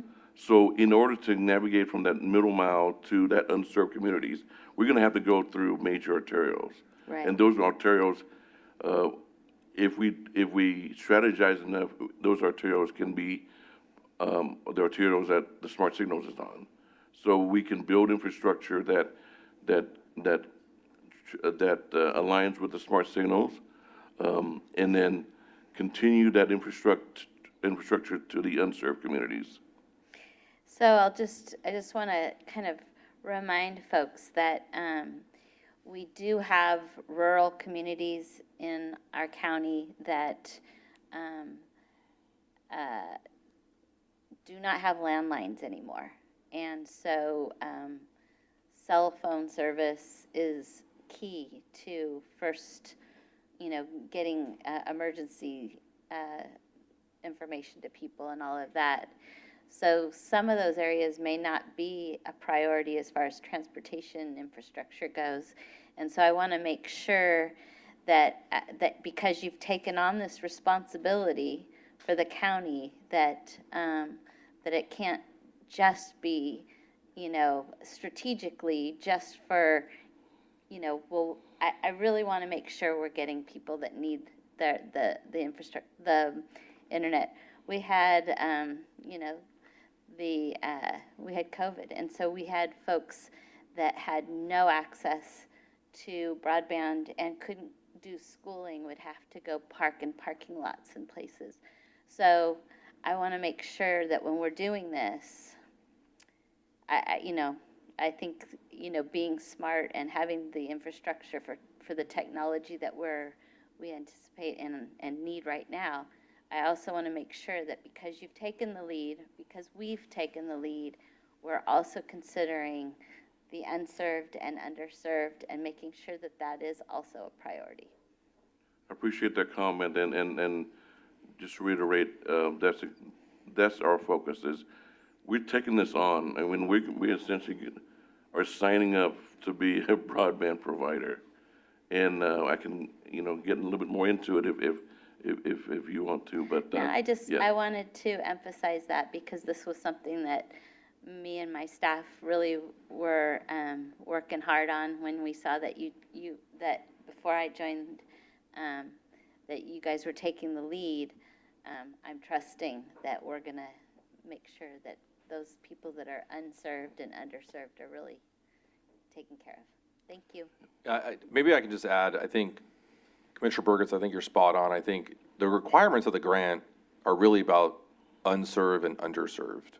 So that's the first priority. The first priority is the unserved and underserved. And then I think to John's point is how you get to the unserved and underserved is really in the routing piece of it. And so what we're doing is really focusing on how can that routing go down the right arterials to support future transportation investments, and so I think it's unserved, underserved, number one priority, and then that routing is really supporting the transportation investments. And I'll just say my staff, looking at this, that I've worked really close with, they said this was exactly lining up with what we were looking at. So this isn't criticism. This is just lifting up those needs in our community. Can I just, real quick? Go ahead. Sorry, I didn't mean to, but on the topic, so John, on the scoring matrix, you have unserved units reached as 35% of the scoring matrix. Right. But that would also, and maybe the verbiage there needs to be underserved and unserved, as opposed to just unserved, so that we're showing that the weighting is really about the customer, not anything else. Right. Is this our scoring, or is it dictated to us? No, this is something that we came up, and I want to expand on that. Thank you for the comment. So again, when we started this project, we didn't know what the FFA and the BEAD was going. We had no idea. We knew that was coming up, right? So just want to reiterate, this scoring is, we're looking at the countywide, right? It's countywide, and between underserved and unserved is actually the one that needs it the most, right? So again, this list right here, it's fluid. This is an attempt of us trying to prioritize the segments. And if so, I appreciate the comment. We can adjust the percentages and everything, then that's fine. So I just want to talk about the FFA funding, because that's like this next grant here. So the FFA funding and the BEAD, they're looking for unserved communities. All that money, like the $16 million for design and construction, that's totally unserved communities. So we actually, this week, we actually had to relook at where and then on top of them, they want to make it more complicated for us, is that they changed that unserved definition. So there's the dots kind of disperse a little bit, right? So we had to go back and reassess where should we focus what kind of projects should we propose? And it's actually going to look different than the list here. The list here is for the purpose of the strategic plan. But again, following the money is the money is going to be unserved. And then the BEAD is the same thing. The BEAD is like, we're looking at anywhere from $30 to $50 million. And it's a very competitive project. And we're trying to strategize here, trying to focus on P3, a public-private partnership, working with the ISP providers, and where we build the infrastructure, we own the infrastructure, but then we work with the ISP providers to reach those homes and those units. And then they'll be providing the internet service. We're not going to be providing the internet service, but we do own the broadband infrastructure. Commissioner Kelly? Thank you, John, and I just want to clarify something you said at the Planning Commission meeting. So when we say the infrastructure, we're talking about laying down the conduit, isn't that right? Yes, And we're not going to pull the fiber through, the ISP would be pulling the fiber. correct, yes, yeah. So we just create the conditions whereby they can pull their fiber through it and then offer access to people. Right, yeah, exactly. And then, thank you for that, Yeah. for helping with the clarification. So we're building the infrastructure. And then the thing is, through this whole process of this plan and talking to a lot of different internet service providers, those folks have their own plan of how to reach these communities, but they're revenue driven. They want to make the most money as they can, with, reaching these communities. So how we work with the ISP providers is that we complement each other because we're actually going to build the infrastructure, which saves them money in building the infrastructure, however, but they help us by providing that internet access to these communities. Add to the signals. Vice Chair Gee? Yeah, can I just ask for a little bit more clarification about that? I understand that, but I guess my question is assuming the funding materializes, we intend as CCTA to be in the design and construction contract business for laying all of this conduit, correct? Correct, yes. We're going into a new business model, which is being a broadband provider. Yeah, and just to maybe clarify on that point, I mean, John mentioned the public-private partnership model, and the model would basically include, like a potential framework would include a developer and then an ISP, so a technology provider. And then probably something along the lines of like a construction or a contractor or construction manager. Very, very similar to the framework that we did for the Glideways project, where we had like a developer, technology provider, and a contractor.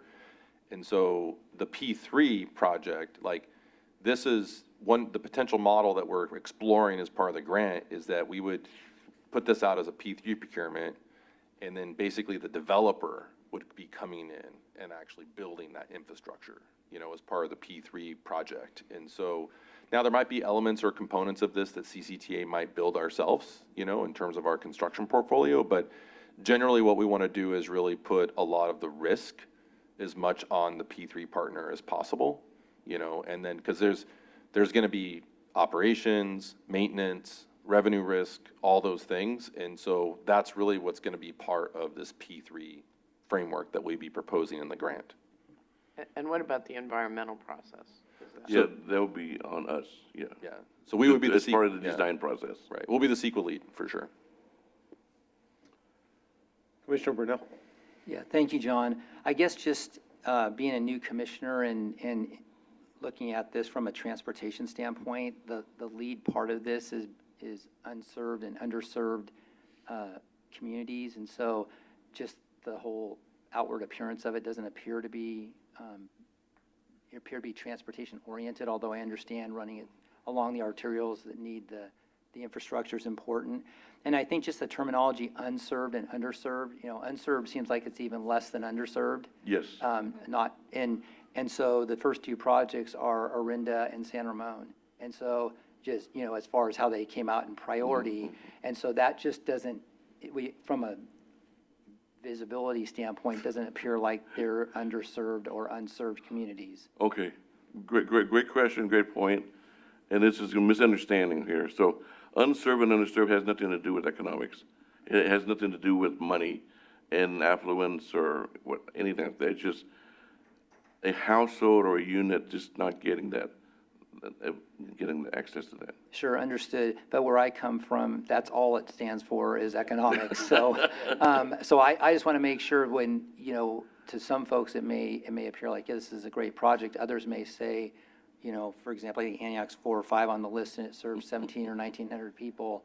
It's like, why would that not be first on the list, for example? So that's just a comment or just an observation, just not knowing a lot about this, but my first blush at it. Mr. Carlson? So the other question, thanks to all the discussion that came to mind, and I apologize for not bringing this up at planning, but kind of applying the open trench rule, you know, as we go through and we work with all our partners and we're looking at the plan here, working with our jurisdictions to say, you know, it might be project C on the list, but that community is doing improvements and we have that partnership, the open trench is there, we can throw the conduit in. And I just want to make sure that we implement that type of behavior as we move forward with the strategic plan.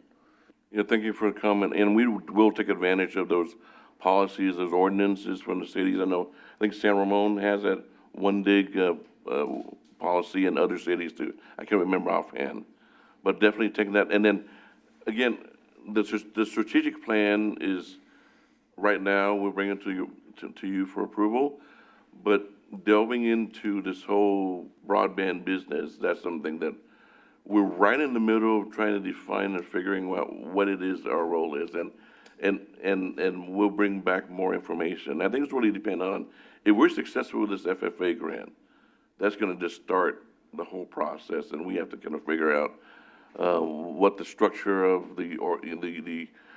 I've seen samples and examples of public agencies kind of branching off and doing an LLC just to manage the broadband portion of the agency. Commissioner Burnell? Thank you. Are you aware of any other transportation agencies that have gone after this type of funding? I think we're the only one. Okay. Commissioner Noack? So I just wanted to follow up on Commissioner Burnell's. I'm surprised one of the grading things in our weighting isn't sort of economic priority areas. And I think that might be worthwhile adding to that grading list. Because during COVID, that was really where the problems occurred, was in those areas. And so I think that would be a piece to be added into that grading. Commissioner Burgess? Thank you. You're helping me say what I wanted to say. I think the other part of it is that the reason why some of these internet service providers aren't out there is because it's not economically viable for them, because there's not a lot of people out there. And so, but there's a lot of low-income folks out there. So there's kind of that balance of why we need to. Supervisor Carlson has an area in his district now that used to be mine that struggles because out off Marsh Creek Road, there is not a good signal out there, and that's where the fires are, and that's when they need to be notified. And they don't make a lot of money, you know, so there's not an incentive for the providers to go out there. So I would like to see that calculation included in that. Thank you. Okay, thank you for the comments. Yeah, we can take that into consideration, and again, this is a living document. I can go back to the team here and then just factor that criteria in. Any other comments or questions?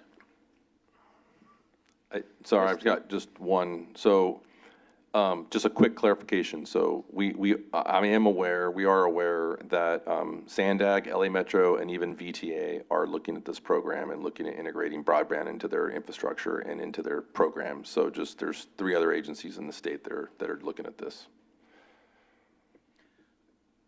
Yeah, sorry, I was gonna let this go. You know, what we gotta keep in mind. I haven't called on you yet, though. Well, I'm talking anyway. So, one of the reasons that we're doing this is to speed up internet that probably never would happen in some areas. So don't forget, it's not just let's all shift to one side.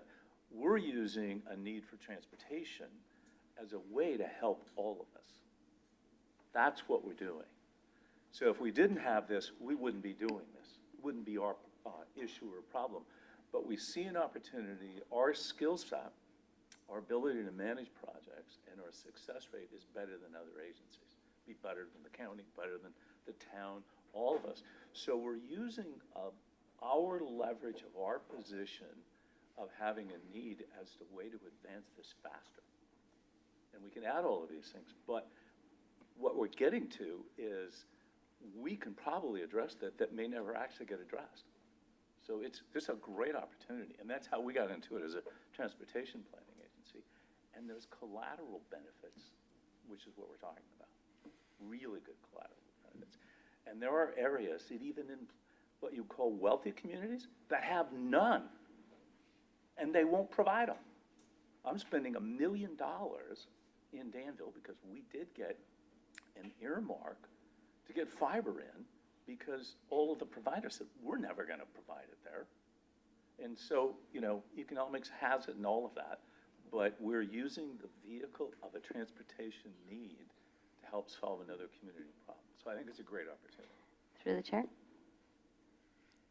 I'll just say, I think that this is great that we're going ahead. I know that the county was ready to go forward. We had other folks ready to do it, so we would have been moving in on this as well. But I am supportive of this, and I would like to make the motion that we approve the authority's countywide broadband strategic plan.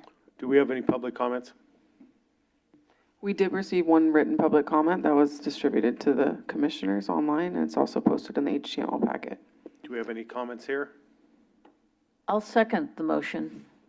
Perfect. We have a first and a second. Can you conduct roll, please? Commissioner Armstrong? Yes. Commissioner Arnrich? Yes. Commissioner Burnell? Yes. Commissioner Burgess? Yes, Burgess. Sorry. Commissioner Carlson? Yes. Commissioner Kelly? Yes. Commissioner Nowak? Yes? Commissioner Obringer? Commissioner Xavier? Hi. Vice Chair G? Yes. Chair Meadows? Yes. Motion passes unanimously with Commissioner Obringer absent. Thank you, Jackie. The next item is an informational item to be presented by Matt Kelly to provide an update on the countywide transportation plan.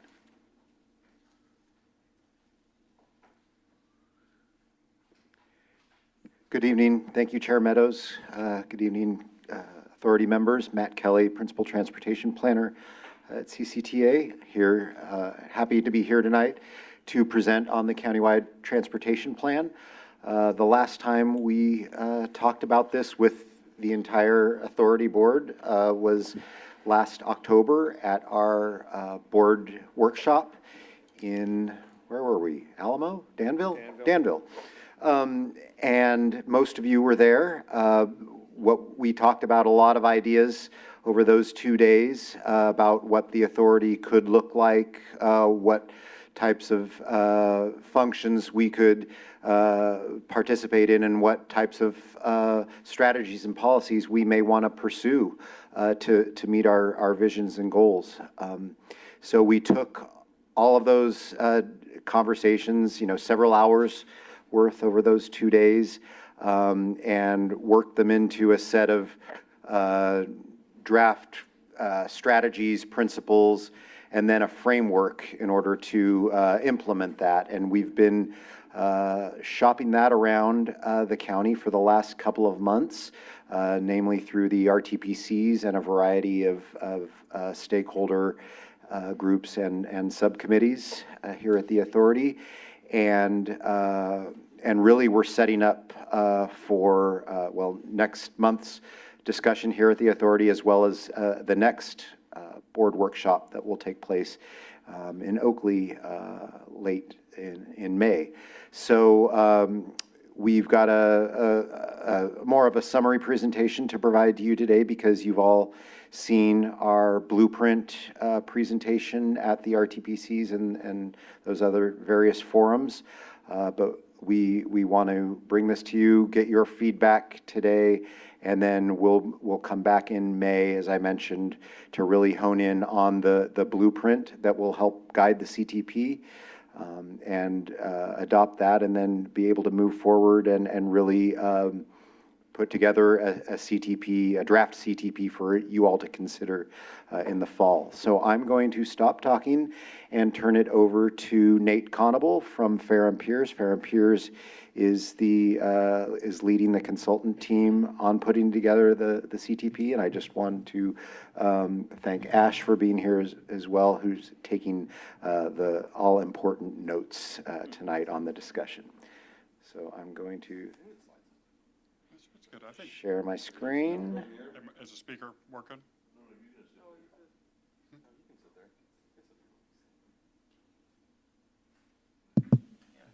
Okay, good, just as long as you can hear me. I'll be more energetic if I stand up, and I know we're towards the end of the meeting, so I want to try to keep it peppy.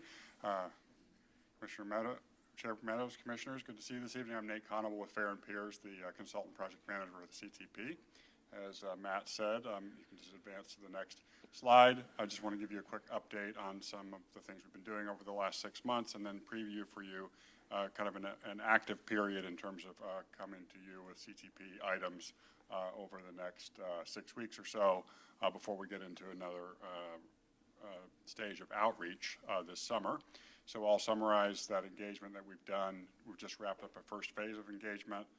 Talk about the kind of format of the blueprint itself, and then talk about the livable streets proposal or policy. Some of you have seen that before, some of you may have not, so I'll give you an introduction to that and then just kind of point to where we're going next. Next slide. So just, if you flip through one more just quickly, the CTP has 3 major components. There's the blueprint itself. That's what we're trying to wrap up this spring and get adopted. That kind of sets the policy framework and the direction for the overall CTP, and kind of makes us know where we're going when we want to create a draft plan and bring that to you. So the plan itself, which is the package of all the programs, all the priorities, all the projects, the funding approach, that's the plan itself. And then there's a business plan, which actually focuses on CCTA as an organization. You can think of it as kind of an implementation piece for the CTP, but it also helps CCTA think about new ways of delivering projects that might come out of the CTP and new roles that CCTA might want to take on as an organization around managing certain parts of the system, and kind of what would it take to step into those roles as the next CTP is implemented over the next 5 to 10 years. So those are the 3 main components. Next slide. We're roughly here in April, about almost halfway through this phase of the CTP process. We are kind of moving into plan development out of the blueprint phase, and then as we get into the fall, we'll be coming back with a draft plan and being focused more on that business plan and implementation planning at the end of this year into the first quarter of next year. You can kind of anticipate that the CTP will be ready to kind of go into the environmental process right at the end of 2025. And then the environmental process will play out through a separate contract that we'll also be coordinating with, but that's where it will ultimately be adopted at the end of the environmental process. And so you can see these kind of, we've finished up the needs assessment, the blueprint's about done, we've begun the business plan, we've done some early work on the CTP itself, but that'll pick up pace after we get the blueprint adopted and have the retreat with you all at the end of May. Next slide. So we have had a really robust phase of engagement. As Matt mentioned, that was a lot of stakeholder engagement, particularly around the livable streets proposal, and getting a lot of feedback on that, because the board asked us to do that as a team, because one of the cities, the city planners, the city public works folks at the RTPCs have an opportunity to look at that. But we also did a lot of engagement more broadly through primarily an online survey. And if you go to the next slide, this first phase had both pop-ups and community briefings, this representative survey, and then information campaign to go with it. We'll be going into the summer. There'll be a second phase and then a third phase in the winter of 2025, 2026. Next slide. So through the engagement, we have had over 2,200 people take the online survey. So it was very gratifying to get that kind of a response rate. We also did up to 35 presentations across boards, committees, RTPC, technical advisory committees, and boards and other external stakeholder groups. We had 6 tabling events where we went out and kind of met people where they were at events that were already going on to kind of advertise the survey and get their input, as well as meeting with 4 community-based organizations. So we will have the kind of results of that phase 1 outreach. Is something we'll be able to share with you when we come back to present the blueprint report for adoption, starting later this month with the ad hoc committee for the CTP, and then moving into the planning committee in May and board in May. So great outreach so far. Next slide. So just to give you a high-level view of kind of what the overall framework is for the CTP, and you'll get a much more detailed dive on this when we come back in May, I just wanted to talk about the blueprint principles and strategies. So if you go to the next slide, we wanted to focus on the fact that we didn't start from scratch. There were a series of policy papers that were done earlier in 2025. We were able to build on those. There are the draft regional action plans that each RTPC had done, which had a series of policy and kind of objectives and performance measures. We were also able to kind of leverage some other regional documents, look at some sister agencies such as the Transportation Authority for Marin, Alameda CTC, and have a lot of internal discussion to kind of build out what this framework is going to be. So the core of the framework is in the next slide here, which is essentially that there are 4 principles that are going to guide the CTP. They are safe travel, and they're kind of stated from the kind of a more, trying to make them kind of less technocratic and more friendly. So safe travel is traveling in my community is safe and comfortable, no matter how I get around, trying to make sure that, and whether you're a walker, whether you drive, whether you take the bus, you feel safe. You feel like traveling is a safe experience.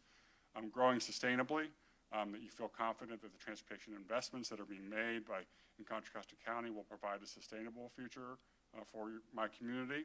And then livable and connected neighborhoods that I can conveniently and can comfortably get to places that are important to me without having to drive. There's nothing wrong. The driving is good in and of itself, but we already feel like there's an opportunity to kind of connect some of the other modes and give some other options for people who want to take advantage of those through transportation investment, and then access for all, and just the idea that you can shape and enjoy transportation projects in your community no matter who you are or where you live within the county. So those are the principles themselves. Each principle has a set of strategies, which could either be like a program of projects or kind of a policy or an activity that CCTA would take on. And when we come back and present the blueprint in more detail next month, we'll get into a lot more depth on those strategies. So I'm not going to go into those today during this update, but you'll have a chance to kind of engage at a deeper level with those strategies when we come back. Next slide. So one of the kind of initial exciting policy ideas that we initially shared in kind of draft format with the board at the October retreat last year, and then have done a lot of interaction with the RTPCs in particular over the last couple of months on, is this livable streets proposal. So I just, again, wanted to give you kind of a preview of that. Some of you have had a lot of detail on it because you've been in one of those RTPC meetings where we've gone into another level of depth. But if you just jump to the next slide, it's essentially the idea that there's an opportunity to think about the roadway network in Contra Costa County as moving people and goods and vehicles, but also as a way to kind of create places that people want to spend time, that support economic development activities, and so that there's this kind of a balancing between, there's a movement function that the streets have, and there's a placemaking function, and that the idea is that historically we've really focused on the movement function, sometimes to the detriment of the place function. And so the idea is to kind of, as going forward, to try to balance that a bit more and bring in some more of the placemaking function, and also within that find a way to also highlight some of the safety objectives that the agency already has with their Vision Zero policy, but find additional ways to implement those through the placemaking. And so what it ends up looking like is it's a street typology that's essentially 4 different street types that have a kind of different mixes of placemaking and movement of people and vehicles. And then there's a countywide map that basically applies that typology, so you can go in and say, well, my community, this street is this type, and then there's some design expectations that basically say, okay, to live into this framework as a street is built or as it's redesigned or improved, there are design changes that can be made that can influence the placemaking, also influence safety, and more multimodal transportation. So that is what we went through with the RTPCs. There is a draft map out there. We've taken a lot of feedback on, the street designations and on the typology itself, and we're making some revisions to that, but have moved it fairly far along, and the next stage will be to talk about the design expectations and get some feedback on those more specific components. Next slide. So the next steps are, as I said, there's kind of a extensive round of engagement with you all through the blueprint report itself, which we're looking to get adopted in May, and then we're coming back, and there's a 2-day board retreat, as you all know, at the end of May, and the CTP will be a big focus of that, and kind of moving from the blueprint into creating the draft plan, getting some input from you all on how to set priorities, on how to measure success, what does success look like to you, so that we make sure that we're crafting a plan that not only meets the blueprint principles, but also is reflective of what you all are wanting to see in terms of the performance of the transportation network, as well as other factors. And then we will begin the next phase of public engagement in the early summer and continue that through the summer and come back to you all in the fall retreat with a draft plan. So just visually looks a little bit like this, but that's the quick update, and happy to take any questions or comments. Thank you, Matt and Nate. Are there any questions from the authority board? Commissioner Nowak? So I haven't seen sort of results of what we're getting from the public engagement at this point. What's the feedback? And my concern, and since I sit on County Connection, CCTA, RTPC, and MTC, you tend to hear a lot from the active transportation, which is great, but then you have to balance it with, the 85% of the people are still driving. And so, I'm trying to get a sense of the people that are engaged, what you're hearing from these concepts. And it looks like you've done already a lot, but I haven't seen sort of results from that. Yeah, and that's a great point. And we have just kind of closed out and are collating the results now. So when we come back with the blueprint report itself, we'll have an opportunity to go into like a lot more depth with you on those results. I think right now if I were to say, I'd be cherry picking because we've just got a draft report that we're reviewing internally. But it's a good point that there is often, advocates can have a large voice, in these types of. But one of the reasons we invested quite heavily in trying to get pretty broad input across a number of different demographics in the county, and so I hopefully we've got a more representative group of people, and having 2,200 people is a good sign that we're not just talking to one particular group, that we are getting a better cross section with that many respondents. But I appreciate it. And then, and then a follow up. And this is my comment at MTC too. Is what's Plan B and C? If we don't get a measure passed next year to save our transit systems, our whole transportation system is going to look very different. Yeah. And so are there contingencies in here as well, thinking about what happens in those situations? I can't specifically speak to what's going to happen with a regional measure and funding for transit operations, which I know is a major component of that. As part of the business plan work stream, we are going to look at some funding scenarios specific to Contra Costa County and kind of the options that you all might have before you, either combined with a regional measure or without a regional measure. So that business plan work stream does give us the opportunity to look at some different scenarios and see what you all think about those. So we're kind of in the process now of kind of starting to work on that.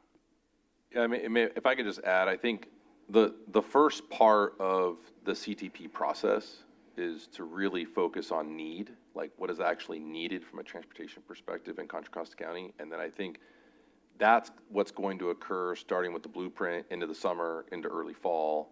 And then I think in November, that's, in parallel with that process, the team internally will be working on that business plan. And so at the board workshop in November, we're going to talk more about revenue and how to fund the plan and those potential financial options. And so we'll be looking at, everything from, different funding mechanisms to different processes in which we want to seek funding, and also think about ways to continue to leverage state and federal funds. And then also we'll be looking at, as you all know, I'm very big on public-private partnerships and looking for opportunities to seek additional private equity into the system as well. So I think hopefully by November, we'll learn more about what's happening, regionally that can help maybe better inform what we're going to talk about later this year. And so, but I think intent right now is to really focus on the need of these transportation improvements, irrespective of funding. So the first step is to really think about what is this grand vision and plan? What's this unfinancially constrained vision of what transportation should look like in Contra Costa County for the next 35 years or 30 years? And then we'll look at funding scenarios that'll help fund that plan. And then most likely what'll happen is we'll end up having like a $20 billion plan. Revenues are only going to generate $15 billion. And then there's be a conversation of how to like right size that. And so those are all the things that we'll be kind of talking. And I'm talking very, very big numbers, but just so you know, the last countywide transportation plan basically was a $12 billion plan. So, so we're talking big numbers here.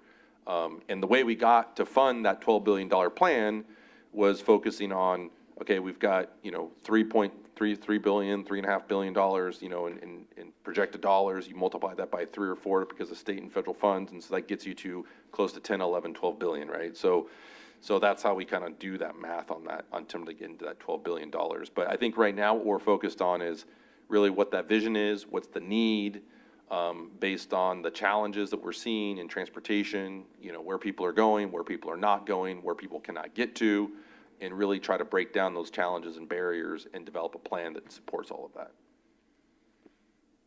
Commissioner Burgess. Thank you. Thank you, Sue, for what you asked, because that was what I'm thinking about is I've grown up in Contra Costa County, so I know many of the communities, and thinking about a plan, and I was looking at the staff report, and first started in 95, updates 2000, 2004, 2009, 2017. I know we're trying to be forward thinking, but who would have known that we would have a pandemic where everybody would stay home, and that would change, so much. There's so many things that can change.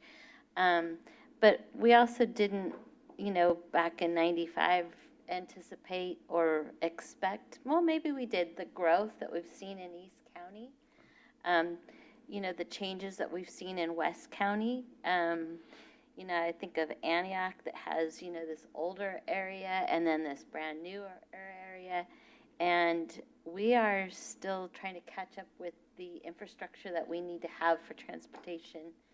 And so is that considering all that catch up? Is that what's part of this plan, is assuming that we help people catch up with the infrastructure? Because I know our transit agencies in East County are really panicking, and to want to get people out of their cars, we're not even close. And with the way things are happening, it's not likely to happen. So I'm hoping that there'll be some kind of way that we can plan to help these different cities and unincorporated areas catch up. Yeah, Great comment. So just really, really good comment. But I think Commissioner Burgess, we did anticipate that growth. That's why we invested $1.2 billion in Highway 4, right? So, I mean, there's been a lot of Measure J focus in eastern Contra Costa County in the last 15 years, you know, and I think through programs like ECRFA would not exist without CCTA. That's a requirement of CCTA to have a surface transportation mitigation program. So all of the things in terms of policies, programs, capital improvements, all because of CCTA and Measure J. And I think it's important to recognize that and identify that, right? And so I think with this next plan, you're absolutely right. We have to look at what the growth is, what the needs are, what the community is looking for, all of those things. And I think I've shared this with some of you, but I think, you know, there's been a very huge focus in the state highway system over the last, you know, 25 years, 35 years at CCTA. And we generally have kind of let the local roads to the local jurisdictions, you know, and had programs to do that. And so I think we're getting to the point in our program that, you know, we've built the highway system. There's probably maybe a half a dozen really key infrastructure projects left in the highway system. And those half a dozen projects, you know, could be, you know, a few of them could be potential key signature projects in the future plan. But I think now we're kind of starting to think about how to turn to how to make that major investment into the local road system, because we know that there's more housing demand. We've got school traffic, local needs, all of these things that I know all of you really care a lot about. And I think what we're thinking about in the future is how are we making those strategic investments to start really addressing some of the local challenges and the regional challenges. And when we're talking about local challenges, these are local roads that are connecting our region. You know, so these are arterials that are not just going through one city. These are arterials that are going through multiple cities, and are serving multiple people. They're serving multiple needs. And we want to think about how to be innovative and forward-thinking, because I know all of you drive today, but the next generation may not be driving. And so as you think about the future generation, you know, we need to build the transportation system for the future generation, you know. And so as we've been seeing a pretty significant decline in, you know, driver's licenses, you know, more increase in student transit, you know, and so more weekend traffic, you know, and that weekend traffic is primarily really generated by the younger generations. And so I think it's those people, those appetites are more, and so we have to think about how to build the system for that generation over the next 35 years. I totally agree, but I'll just say Brentwood has the longest commute in the country. Is that what I heard? Something like that? There was something in the news that Brentwood had, you know, and so today we need to be meeting those needs too, because a community is, or a county system is viewed what it is today or what they expect it to be shortly. And so if it's still, you know, I don't know, I'm not trying to be. No, it's okay.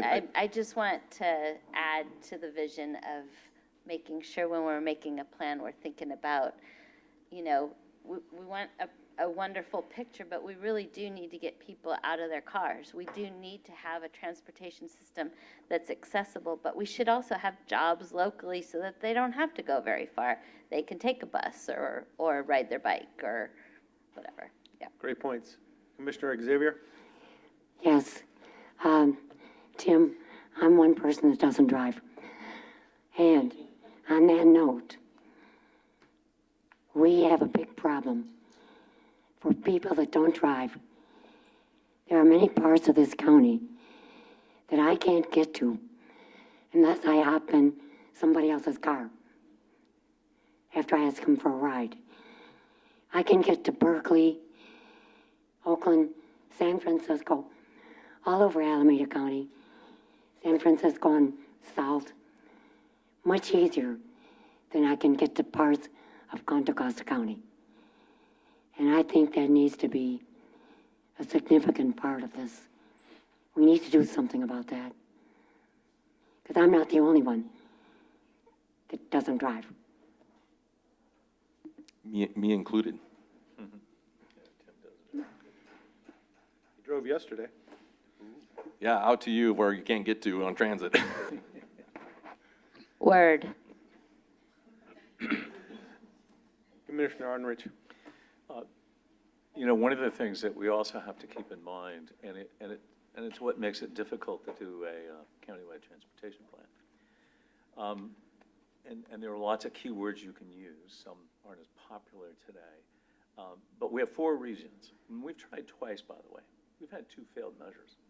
We haven't been able to do it because if you put all the money in one area, the other 3 says, first of all, I'm a donor. Let's say if one of the 4 areas is contributing 40% of the revenue and they're not getting anything out of it, it won't pass because it's the 2/3 majority. So while we want to look to the past, we set rules up and measures to try to prevent that from happening again, right? There had to be a nexus between growth and transportation, that a city couldn't just start building houses if you couldn't prove that you had the revenue and ways to do that. And you couldn't rely upon other parts of the county to subsidize what was benefiting somebody else. So that's complex. We were hijacked, to be honest, in my opinion, on our last 2 measures by some special interest groups. And, you know, we have to rise above, acknowledge, as our supervisor has said, COVID taught us some really good lessons in how technology can help make lives better, reduce commuting and things like that. And those things are here to stay, and they're only going to get better in that way. And I think it is important to recognize the new generation, my kids, don't drive the way I even do today because they're just not used to it. And it's really expensive to what they want to spend their money on. And we just accepted it was, you know, things we couldn't wait to get done. So the new measure, which is really what this plan is directing towards, has to balance that there are very different needs in our 4 sub-regions, and finding something that each one of those regions can say, I'm going to support this because I'm getting something out of it. And we failed last time in 2 of each of those areas, and they changed, that there wasn't anything in it for some people, and they didn't vote for it. So it's challenging. We could throw everything at it. We can argue how passionate and how great it's going to be for that group of people. But if it fails, then we're out of business. So we have to rise above and find those common denominators. And there are some really cool ones, and they're not roads. There are a lot of things in the transportation, in the new technologies. Autonomous vehicles offer us a lot of things, and particularly the Glideways models. Those allow us laser-focused, low-cost solutions to move people faster. And by the way, Glideways moves the same number of people per hour as BART, and it's 10% of the cost. And then its operating cost is even better. So we have to make sure we have all those things, but we do have to find that. I don't want to use the word. We have to find, it starts with an E. We have to find that all 4 of our regions find that they have something that the people that live there really want. And they happen to be different in most cases. But there are good common denominators. So anyway, just food for thought. Commissioner Burnell. Yeah, to Newell's point, which I think is really good, is all the stakeholder engagement going to be broken into the 4 regions so we can determine what the different regions said, the different RTPCs said about the plan? It's a mix of both. So we, for example, for this livable streets proposal, we did go to all the RTPCs. And I think we'll use that mechanism again. And some of it will also try to be countywide. Like the survey, for example, was countywide. But we tried to get strong representation from all the different demographics in the county where we weren't necessarily saying, you know, this many from this RTPC, but you know, this many representing over if this this demographic is 10% of the population of the county, we hope they're 10% of the survey takers. So I think it'll be a mix of things that are more regional, sub-region focused, and then stuff that's more countywide. And then also working with some organizations that probably work across multiple sub-regions to kind of be a part of their events as well. So it's a mix of things. I think to the extent that we can get better information and be able to analyze that will help us come up with the best plan for the whole county. You definitely need to get out into the regions, though. Yeah. And get representation from the regions, because we're not all the same. Yeah. So, any other questions, comments? Yeah, thank you for the update, and you'll recall at the planning committee meeting, we had a good discussion on community engagement, and you talked about the success of the phase one engagement and the importance of the upcoming phase two engagement starting in June, and how that's going to really inform an outcome of a good plan, right? And we all have a lot of residents that have opinions on traffic congestion, on safety, on, e-bikes and e-scooters and kind of sharing the road and all sorts of things.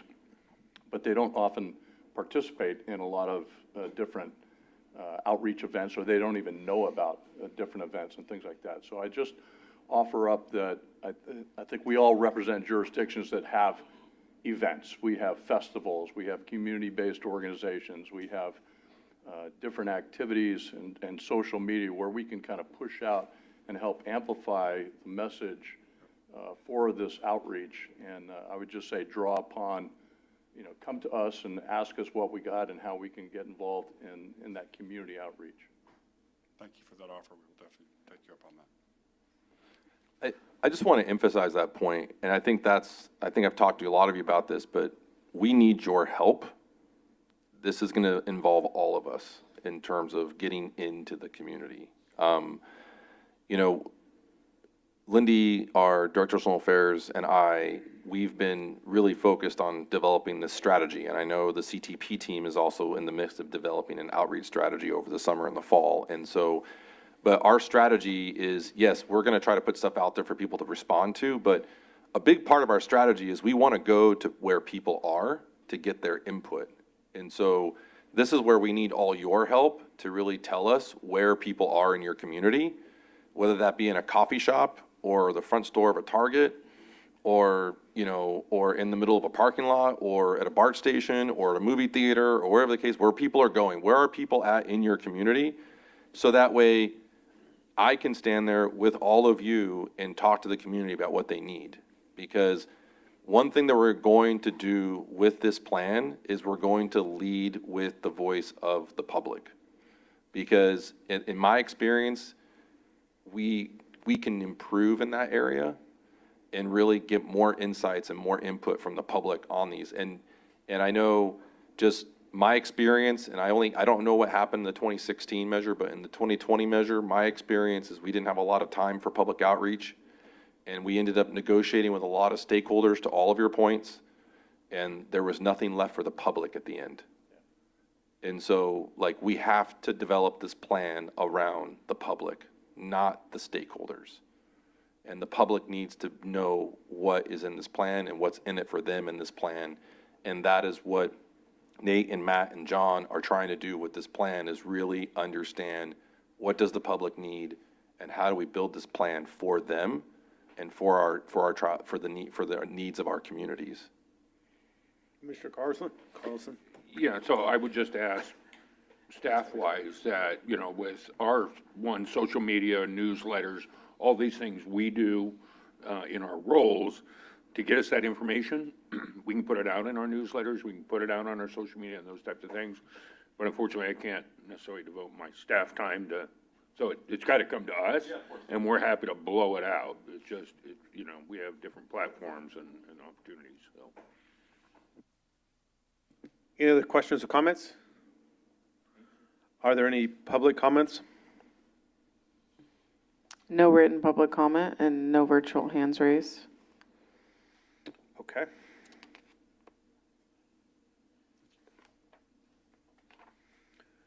Thank you guys for presentation. Thank you.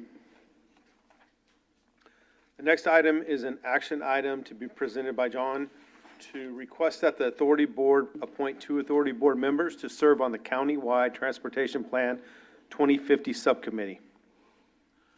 Good evening again, John Horn, Director of Planning. So for this item, staff is requesting that the board appoint 2 members of the board for this subcommittee. A little bit of background for the subcommittee. As you can see just by the presentation the last item, there's so much information, there's so much, you're just getting a fraction of all the information that the staff and the consultant are working on. But there's a lot of information out there, and we felt that, and the board felt that a subcommittee of the board would be well served, because the subcommittee would be able to delve into the material more and have a conversation with staff and vet the material before it goes to the full board. So that was the whole purpose of assembling the subcommittee. And right now, we do have representatives from each of the sub-region. With the transition, with the elections and the transition of the new board member, we do have 2 vacancies, East County and South County. So with that, I would like to open as the chair to seek out nominations to fill those seats. Thank you, John. Are there any questions or comments from the board? You gonna make a motion? I was going to make a motion. Is there any public comments? No public comments received and no hands raised. Commissioner Carlson. Well, see, I serve on this subcommittee, and I don't want to speak for Commissioner Kelly, but I would love to work with Commissioner Bernal and Commissioner G, one representing East County, one representing South. So that would be my nomination.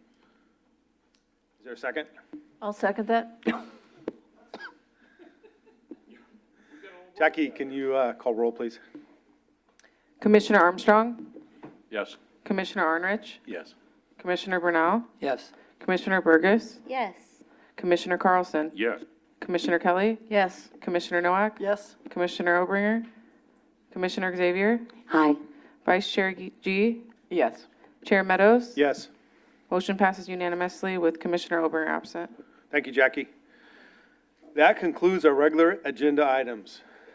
Moving on to correspondence, we have one letter in the packet from Transplan regarding enhancing bicycle, where's Bruce, and pedestrian connectivity between Central County and East County.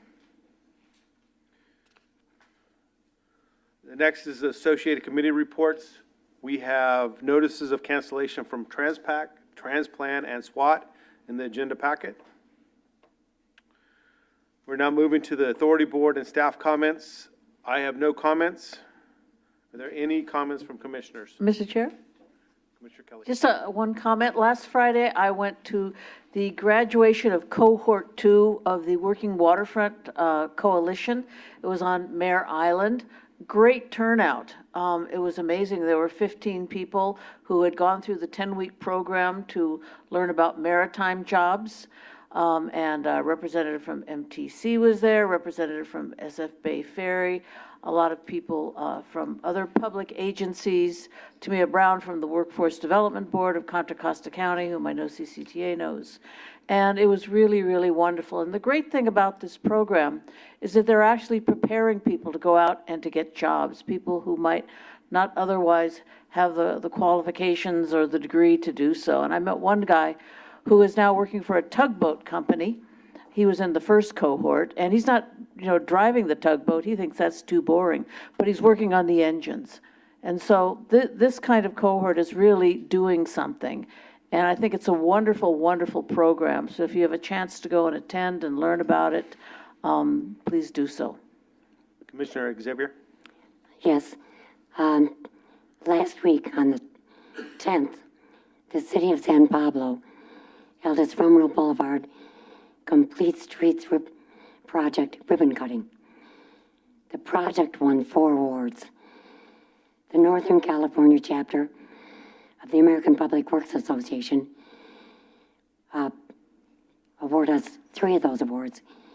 Public Works Project of the Year, Exceptional Performance Award for Sustainable Practices, and the Transportation / Small Cities / Rural Communities Award. And the League of California Cities gave us the Complete Street Award. It was a tie with another award in Contra Costa County. Michael Pulaski from CCTA spoke at the ribbon cutting. There was a representative from the Coastal Conservancy that spoke. They were one of our contributors. John Nemeth, Corey Riley, and Leah Greenblatt from WICTAC attended. Bike East Bay representatives arrived by bike. And Harpreet Sandhu represented Congressman John Garamendi. It was a great event. It's a super project, and I'm very proud of it because I was on the Technical Advisory Committee 10 years ago in 2014 for this project. So it's kind of been my baby. I have to talk about it. Nicely done. Thank you, Commissioner Xavier. Any other commissioners? Representative? Representative? What are you? Commissioner / representative, whatever you want to make me. Update on MTC. SB 63 goes to committee next week, first committee next week. I will be in attendance there. It's been an interesting process. We're still at a 3-county measure with 2 opt-ins, Santa Clara and San Mateo, but they are heading in the direction of joining us, which is kind of interesting. There's more interest than there has been for a while, which would be really good to see a more regional measure than just a 3-county measure. Still a lot of work to be done. At the end of April, we're supposed to have some third-party numbers to give us an idea of what each county's portion of the holes in AC Transit, BART, Caltrain, and Muni are. Contra Costa will have pieces of BART and AC Transit, smaller than Alameda on both of them. Those will be interesting, and they will probably set the framework to make up the minds for the 2 counties, San Mateo and Santa Clara, which have till the end of July to opt in on this. There's still quite a lot of discussions on the measure. I met with a couple of senators and representatives still interested in consolidation, still interested in monies going to other things, and so discussions will be, ongoing for some time. But at least we're heading in a better direction than we were last year. On the Richmond-San Rafael Bridge, there's an amended application going in for the part-time use of the bike lane, going 4 days, 3 days. So that will probably be heard in the summertime. So that's it for me. Thank you. Representative Foley, do you have anything? Okay. Tim, do you have a report? I know I shouldn't ask a question. You have I've got a short report this evening. So a lot of accolades tonight. The rest of my report is in the executive director report. Feel free to take a look at it. But number one, I want to introduce you to our new deputy executive director for projects and operations, Ryan McLean. Ryan comes to us from the city of Pleasant Hill, where he was the transportation manager for about 2 years.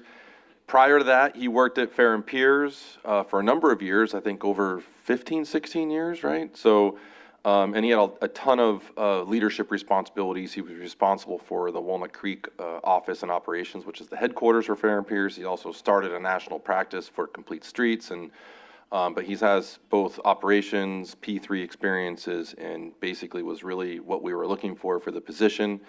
And he kind of checked all the boxes, and so really proud to have Ryan on the team, and he's been kind of hitting the ground running. He basically, all his work has been in Contra Costa County, his career, and so he knows the cities, knows the area. He's also a resident, so welcome, Ryan. Thanks, Tim. Good evening, Chair Meadows, Commissioners. Ryan McLean, Deputy Executive Director, Projects and Operations. I'm getting to the point where that's rolling off the tongue, so that's good. As Tim mentioned, prior to going to the city of Pleasant Hill, I worked in consulting for 20 years in the county, and through that worked with every city, every agency in the county. And to your point, to all your points earlier, really gave me an appreciation for the diversity and unique transportation challenges that each region, each city has. And so with that, I really believe in CCTA's mission of really going after the transportation challenges on a multi-pronged approach. and looking at that from, innovation, innovative designs, technology, innovative project delivery, to really tackle those challenges. So I'm really excited to join Tim and the team and work with all of you to really push that vision forward. Thanks. Welcome.